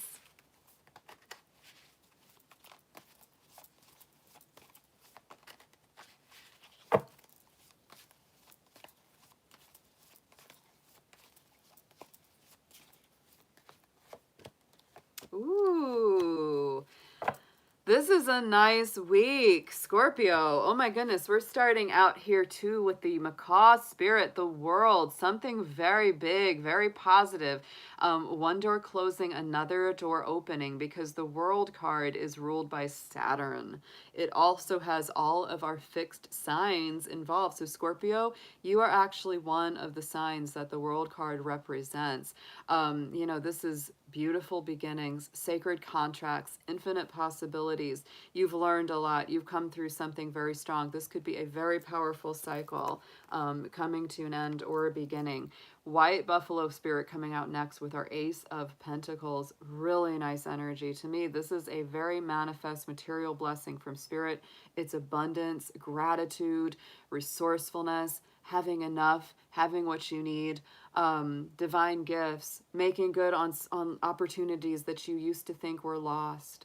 So, you know, Scorpio, what a great week ahead already. This is some real nice Capricorn, earthy, Taurus, Virgo energy coming in as well. And on our outcome card, look at what we've got. We've got our lion spirit with that strength card coming through. So what a nice week ahead for you. This to me is really about your own strength. And you are stronger than you may believe. It's also about balance because, of course, this is our Leo energy, our Leo spirit. It's the balance of your spiritual, you know, intuitive side coupled with your material, you know, manifest side. So manifesting, guys. This is beautiful. Mind over matter. Love wins in the end. Embracing your own majesty here, Scorpio. And on the underside, we have the pufferfish. That's on bottom of the deck is the Nine of Cups. So wishes granted, satisfaction, and pride. So I think you are definitely moving towards the area of your dreams. And you may even have some dreams and wishes being granted this week here, Scorpio. These are some really strong cards. 2 major arcanas and 1 ace in the center. Ooh, Scorpio, let's get a affirmation on this for you.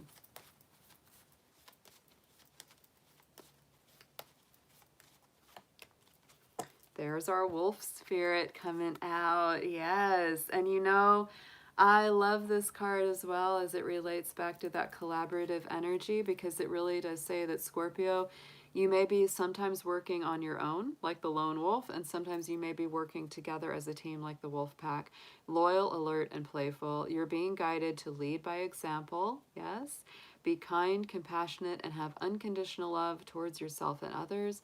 Access your inner brilliance, utilize your infinite power, break free from any limiting paradigms, and begin to walk your new path. So to me, yes, there is something definitely coming full circle for you this week, or maybe beginning to come full circle for you this week. Big doors closing, big new doors opening. Could definitely be in the realm of work. I could really see this in the realm of work, career, and your working relationships with other people. Yeah. That's what is very strongly coming through there. All right. All right, guys.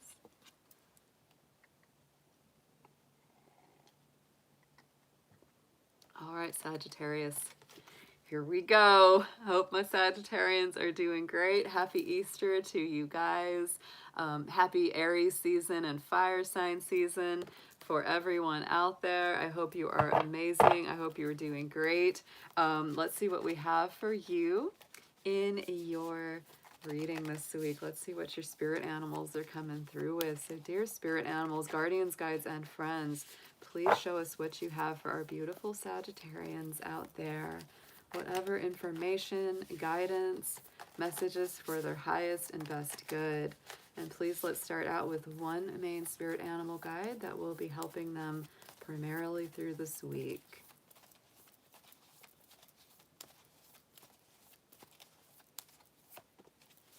Yay, Sagittarius! I feel like doing a little happy dance for you, because look what you got on Easter Sunday. We got that rabbit spirit. You got the rabbit hopping into your reading when I posted on my community page today. Oh my goodness, I even said, who of you is going to get the bunny hopping into your cards today? Sagittarius, you're it right now. You win something. You win the spirit of the bunny. So the rabbit spirit is here for you this week. Now is a lucky time. Definitely in line with the energy of today and of this week. So good for you. Good for you. To me, of course, rabbits are very sweet. They're loving. They're social. You know, and of course it does. They are associated with abundance and prosperity, because boy, they can make a lot of bunnies. They can make a lot of bunnies. So let's get into your reading for the week, Sagittarius. Let's look at our animal tarot for you and see what comes out.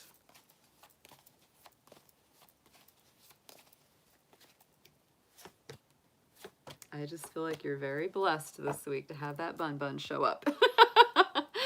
All right, first card out is our spider spirit, the high priestess, balance, intuition, secret knowledge.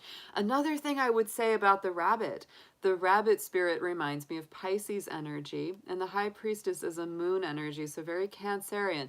So there's a lot of water energy, intuitive energy here. The rabbit is like Pisces because in the Chinese lunar cycle, the rabbit is aligned with the Western sign of Pisces. And so, you know, it's very intuitive. It's very, you know, really listens to its perception. Rabbits are intuitive. I mean, they are very connected with the earth, and they feel the vibrations of the earth. So that's how they survive. They know when to move. They know when something's coming. They know when danger is there. So that's very beautiful.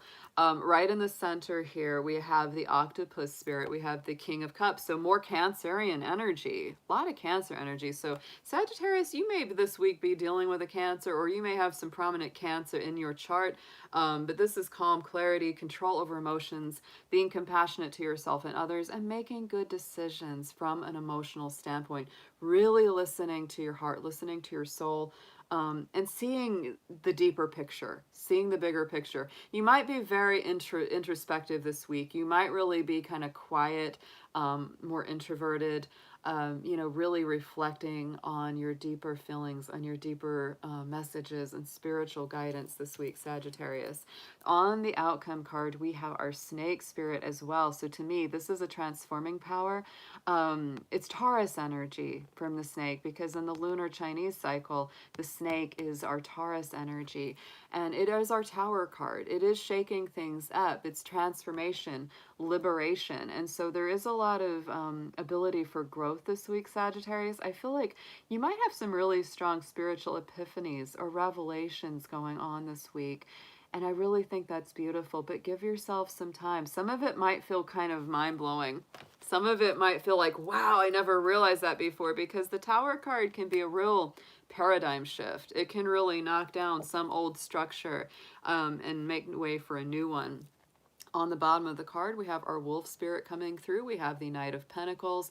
So this is reliability, taking things one step at a time and getting the results you need. So give yourself time. Be patient with yourself this week, Sagittarius.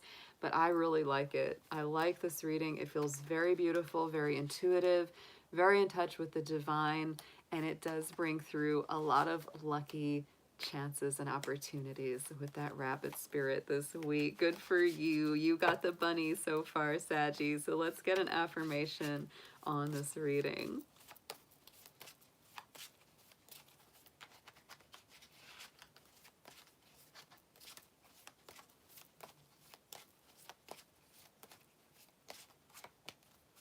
And we have the Griffin spirit. Ooh, I like that we've got a magical one for you, Sagittarius. It's also a blended animal. You know, the Griffin is the eagle and the lion together. And you, of course, are a human with the horse together. So there is that interesting balance as well in the symbology.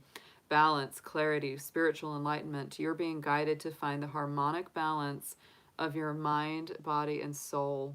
The abundance you seek, the bunny rabbit, yes, already exist within you. You are strong, independent, and fearless. Take flight and achieve what you desire. Yay! Yay, Saggy. Good for you. Nice, nice, nice. Big intuitions, big spiritual revelations. A lot of integration going on this week. Yeah.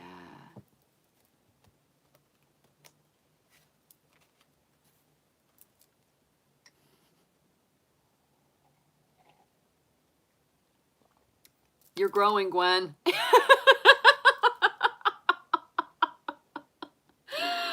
Yes, you're confronting your spider fears. Yes, I let my spiders. I love spiders. I'm not afraid of them at all. And I let one out early this morning too. Isn't that funny? Good for you. Thank you for saving your spider. I don't care, big, small, in between. I like them.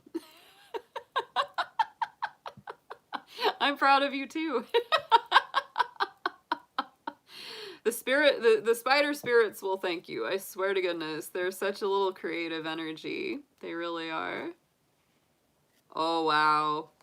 I love those big, like, golden ones, the banana spiders, or the big golden black ones that, like, have those incredible huge webs. They're amazing. They're incredible. Oh, yeah.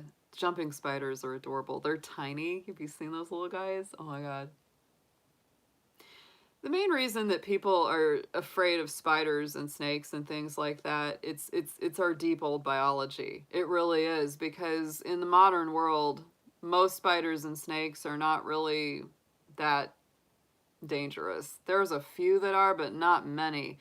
But it comes from that old, it's our old roots. It's our old biological roots. We're hardwired to be freaked out by it, because in the old days, those things could make you really sick or kill you. And so it's like, we're gonna, and seeing those little legs move, we're just like, oh, it's like, it catches our attention, It's an old biological response. Yeah.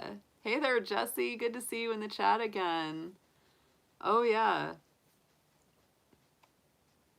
That's mean, Gwen. Oh my gosh. That is so mean. No wonder you have a little bit of a spider fear. If somebody had done that to me, I probably would too. That's lousy. I never had any negative associations with spiders. Even though I have been bit by them. I've been bit by them. When you freaking hang out in the woods, you know.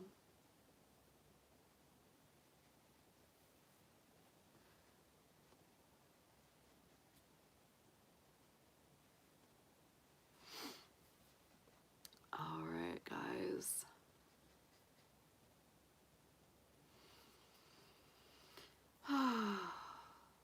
Yes. Oh, no, you didn't, Hair Raisin, but your reading was awesome. You got the bunny rabbit. Sagittarius got the bunny card.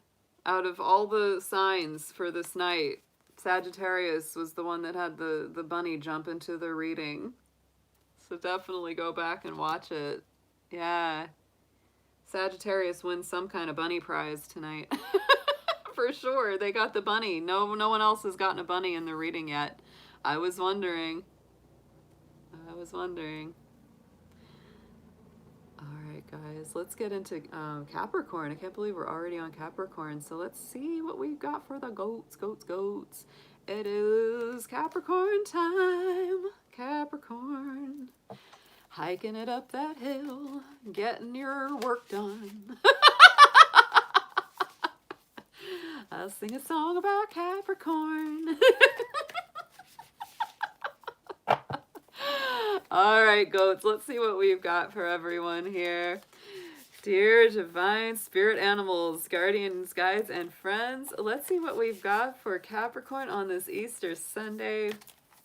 Anything that they need to know for this week ahead, for their guidance, for their information, and their highest good, please show us our Capricorns. And let's start out with one main spirit animal card for them that will be guiding them through this week.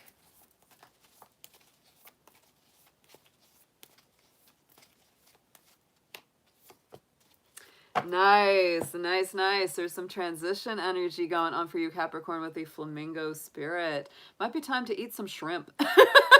If you eat shrimp, it could be a good week to eat shrimp, because that's how flamingos get their pink, beautiful colors, from that shrimp.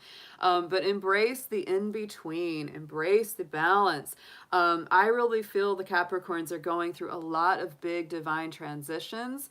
One thing going away, one thing coming in. There's a little bit of Libra energy, a little bit of Aries energy here with that flamingo, you know, divine timing as well, because I feel that with all of our water birds, where you've got one foot in the water, you're waiting for that fish to come by, and your timing is very, very good.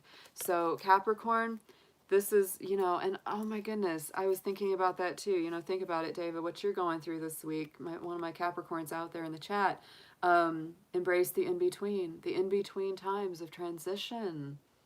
One, you know, that's a beautiful energy and message too for some of you out there, that we're in a transitional phase this week. Beautiful, beautiful already. Ooh, if I could head down to the beach and hang with the flamingos, I totally would. I love the colors of that card too. Very nice energy for you, Capricorn. I'm already getting a little bit of goosebumps on that one. All right, let's get into your animal tarot. Let's get your messages for this week ahead, Capricorn.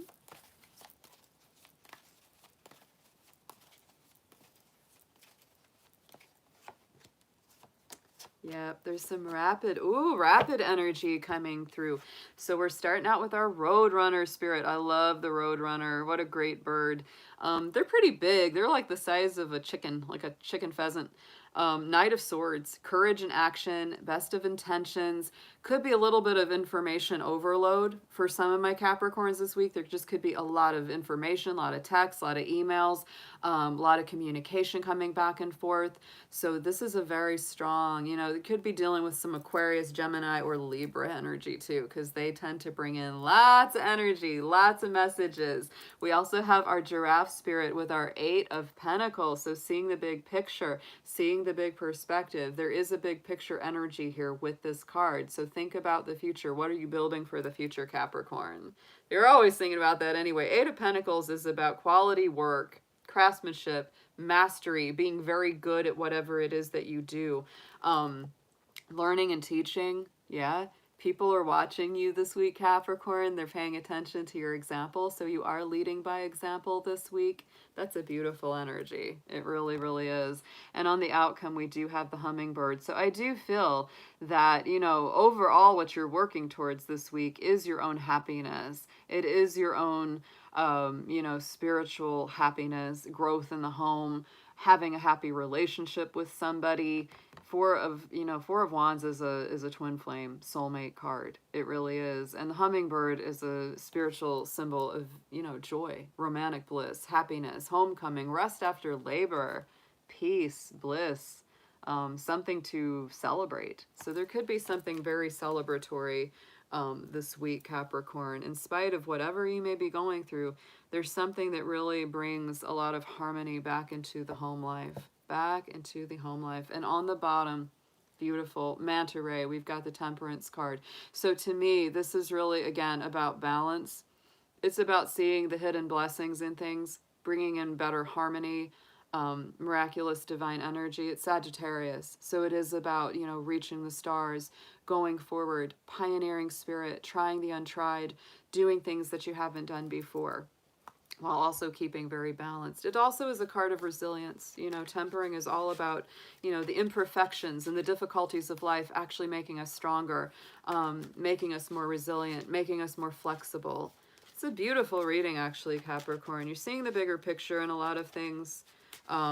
Stay with things one day at a time. Work on what's there one day at a time, because that Eight of Pentacles is a good vibe for you. It really is.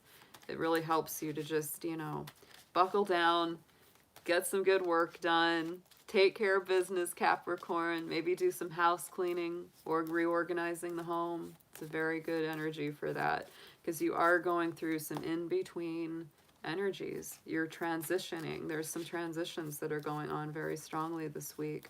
So let's get into an affirmation on this for you.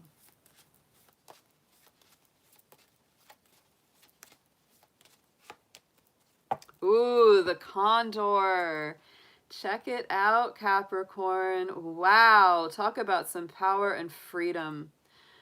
Transition. Look at this. Same deal. We just talked about embracing the in-between. Embracing the in-between. Transitions coming in here. It's a lot of information. A lot of things are moving very rapidly this week. Some of it might make you feel a little anxious, a little nervous. But vision and determination. You're being guided to soar above any difficulties or limitations. Life is a matter of perspective. Find the silver lining. Yes. See beyond the ordinary and visualize yourself doing extraordinary things. You are an extension of source power. Wow. Yeah. So I feel like, you know, for definitely for the Capricorns out there, this is really saying rise above the limitations, rise above the difficulties, look at the bigger picture. Don't get too caught up in little bitty details of here and now. Look at the big picture of where this is guiding you, where it's leading you. Capricorn, you're pretty good at doing that usually. You usually are. Yeah. But that's definitely strong. That's a strong one. A lot of transition and a lot of like, look at the big picture. We got that condor. We got that Sagittarius energy. Really, really nice. It's beautiful. Thank you, Krista. Thank you so much, babe. My fellow Capricorn. Oh my gosh, look what was on the bottom. Look what was on the bottom. We had the giraffe spirit in the middle. On the bottom of the top deck that we used was the giraffe spirit too. See the big picture is what it says. Capricorn, see the big picture this week. Don't get too bogged down in the particulars. Don't let it stress you out. Don't let this week stress you out. I know it might be easier said than done. But yeah, get up on something tall and look down around you. Amazing. Interesting, huh? Sometimes the synchronicities in these cards always blows my mind. Have a good night, Yu Yi. Thank you for joining us, Fran. I appreciate that. But thank you for that blessing, my Capricorn sister, Krista, my Canadian Capricorn sister.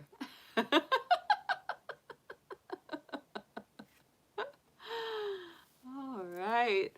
Okay, Aquarius, we're getting into your time. I hope you all are doing amazing out there. Hope my Aquarians are having a wonderful Easter. Happy Bunny Day to you. And I hope everyone is well. Let's see what we have for you in your spirit animal readings for this week ahead, Aquarius. Dear animal spirits, guardians, guides, and friends, please show us what you have for our beautiful Aquarians out there, whatever information, guidance, and advice that they need for their best and highest good. And please start us out with one main spirit animal that will be their guardian for the week ahead. Thank you so much.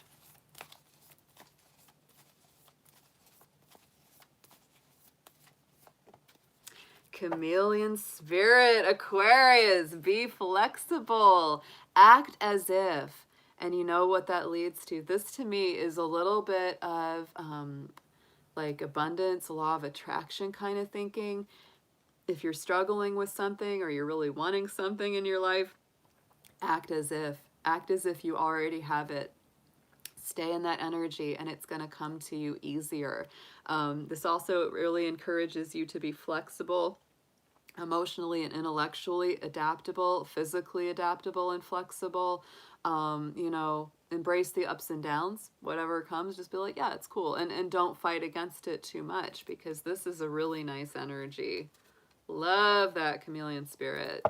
Yeah, going with the flow. Acting as if you already have what you need and want and desire. It will bring it to you much easier and much quicker. All right, let's get into your tarot messages for this week, Aquarius. Let's see what we have got in here for you.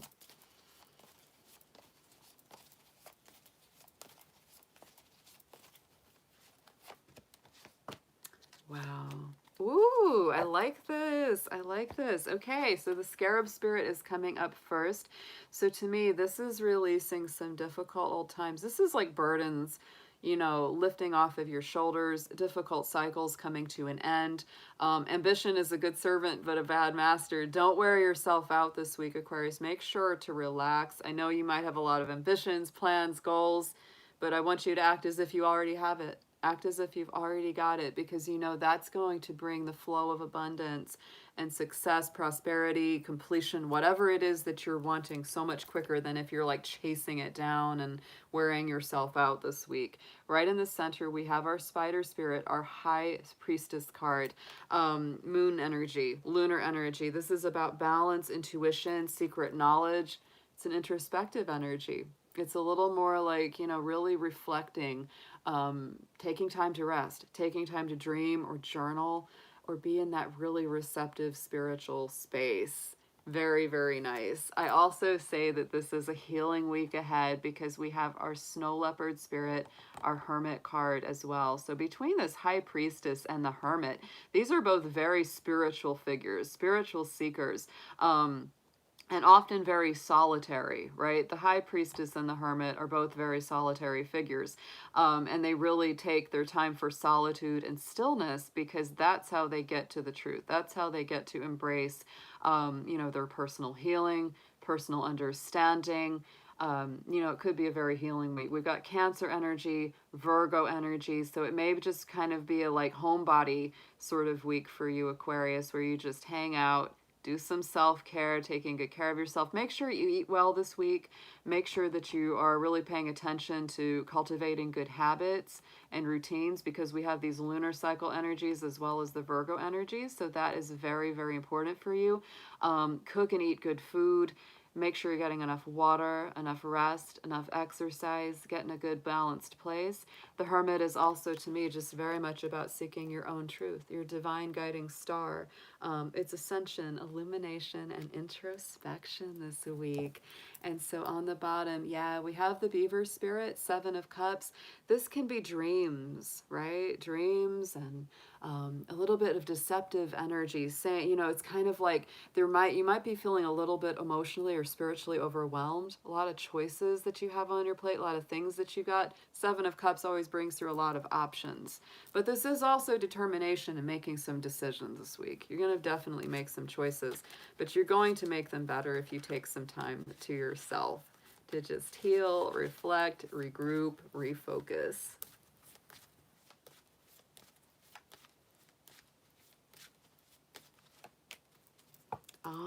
one of my favorites. I love that there's a blue jay in this card. This is your affirmation for the week, is our blue jay spirit, Aquarius. So assertive, daring, universal wisdom. You're being guided to be aware of synchronicities in your life. You are entering a time of intellectual and spiritual growth. Yeah, and that's both coming out in these two cards. New truths are forming each day. Be fearless, trust your instincts, be your authentic self, take inspired action, and what you desire will come to fruition. I love the blue jay. I love them. They're a corvid. They're a corvid. And so just like crows and ravens, they're very smart. They're very intellectual, very curious. They're very protective of the nest. They're excellent bird parents. They really, truly are. They're very dedicated to their family groups and taking care of their nest. They're an awesome bird. They get a bad rap a lot of the time. I hate that because blue jays are really awesome. They also do a lot for preventing stinging insects. Blue jays will actually eat up the like wasp larva, wasp nest. They'll eat those darn things before they ever even get going. And so yeah, it's fabulous. Yeah, they're a wonderful bird. So yeah, beautiful, beautiful energy there for you. All right, y'all. We're down to our last sign of the night. Pisces, you're a little bit of an honorary bunny to me because, you know, in the Chinese lunar cycle, the year of the rabbit is aligned with the Western sign of Pisces.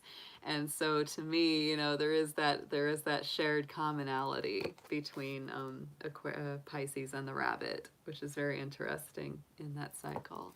So Pisces, I hope you're having a beautiful, happy Easter weekend. I hope you're doing great out there. I hope this day has been good to you.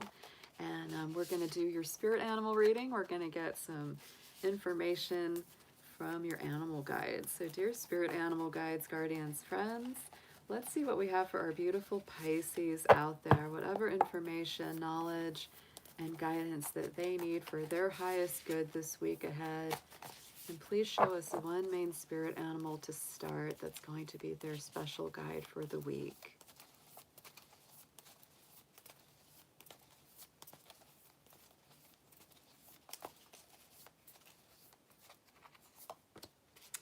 Oh, yes, I love it. The cat spirit came out for you. Pisces, claim your independence. And so this is an independent energy. Be yourself, walk your talk. Don't be afraid to say your truth and walk and live in your truth.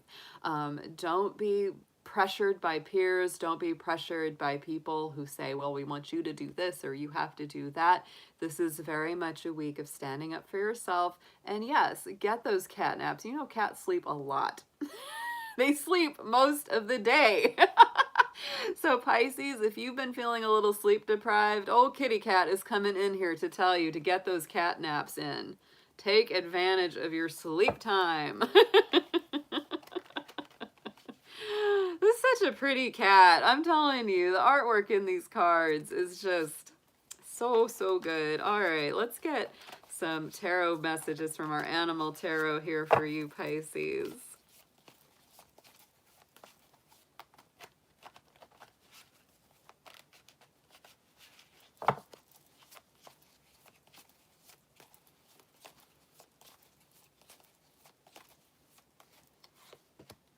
Ooh. Wow, this is a nice week, Pisces. This is powerful. We're starting out with our Peking duck, the sun. This is a very, very Eastery card to me. The chick being born from the egg, the sun coming out. The sun is the most positive card in the tarot, as well as the stars. So to me, this is a very, very positive week indeed. You know, triumph, bliss, hard work has created good luck. Very, very nice energy coming through. Strong Leo energy as well. It's bright, it's bold, it's happiness returning, innocence returning. The hawk spirit is coming in here too with this Ace of Swords card. So Ace of Swords is always clarity, more victory, more success, you know, clear vision, discernment. It really is. It's like the consciousness is being cleared. The epiphanies and the revelations are becoming available to you this week. So Beautiful, beautiful. And look what we have. Look what we have as our puffin spirit. We have the Fool card here as well. So talk about new beginnings, leaps of faith, innocence returning, fresh new energy, seeing things with fresh new eyes, not being afraid to take the lead and take that leap, childlike wonder, trust, freedom. Pisces, what a great week.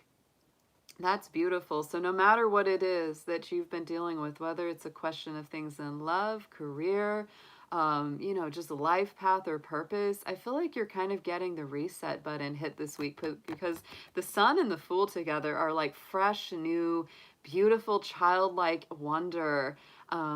Just feeling like the world is exciting and magical again. And that Ace of Swords is so powerful. It just cuts right through all the fog, all the lack of clarity, helps you to see, straight what you need. And look at our little Tasmanian devil on the bottom of the deck with the Five of Wands. Conflict, competition. Oh my goodness, this can be contact. This can be sparks. This can be that re-energization. I love, I've made that word up, but it is bringing energy back into things. It is. Five of Wands can sometimes be conflicts and like little sparring matches with other people, and you definitely could have that because I feel like you're really standing up for your own needs and your own voice this week, Pisces. But I love this energy of the Five of Wands because the Five of Wands, it's contact, it's sparks, it's movement, it's things getting going. So if they've been stagnant at all for a while, it's like things start to get moving again too. Yeah, they really do. So let's get into an affirmation for you on this, my Pisces.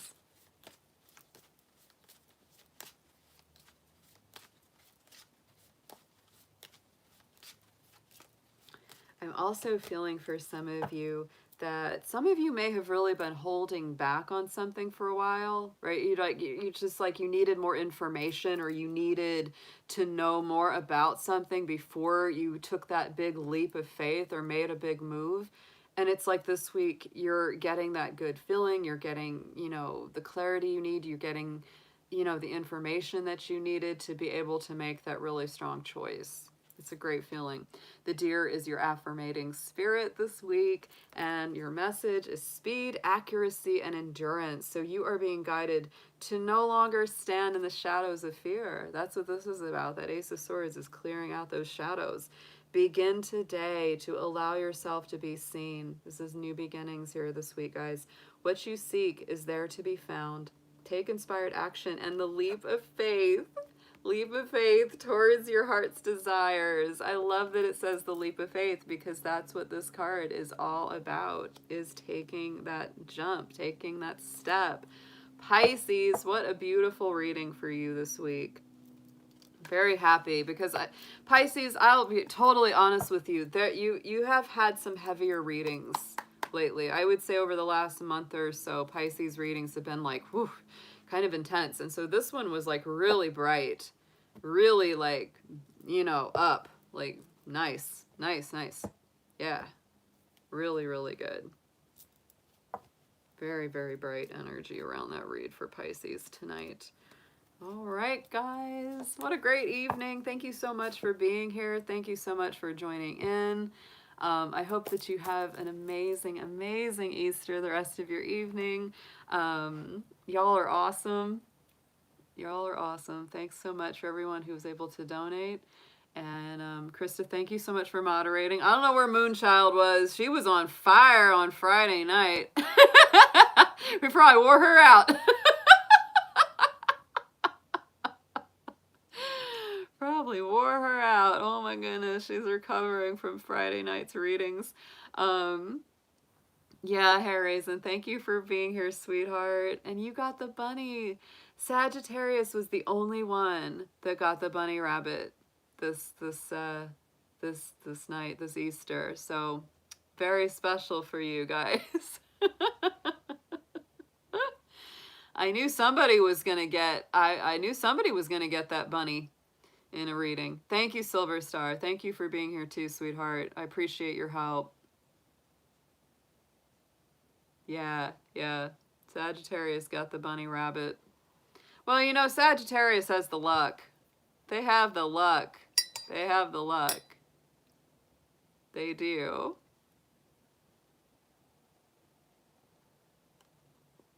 They have that luck on their side. That's right. They do. It's a natural gift, you guys. I tell you, Sagittarians, even, it doesn't mean that they don't go through challenges or struggles or ups and downs. Oh, they do. And some of them go through worse than most people. But they have this bounce back ability. They just have this thing about them. One of my favorite famous Sagittarians. Oh, thank you, Jesse. I appreciate that.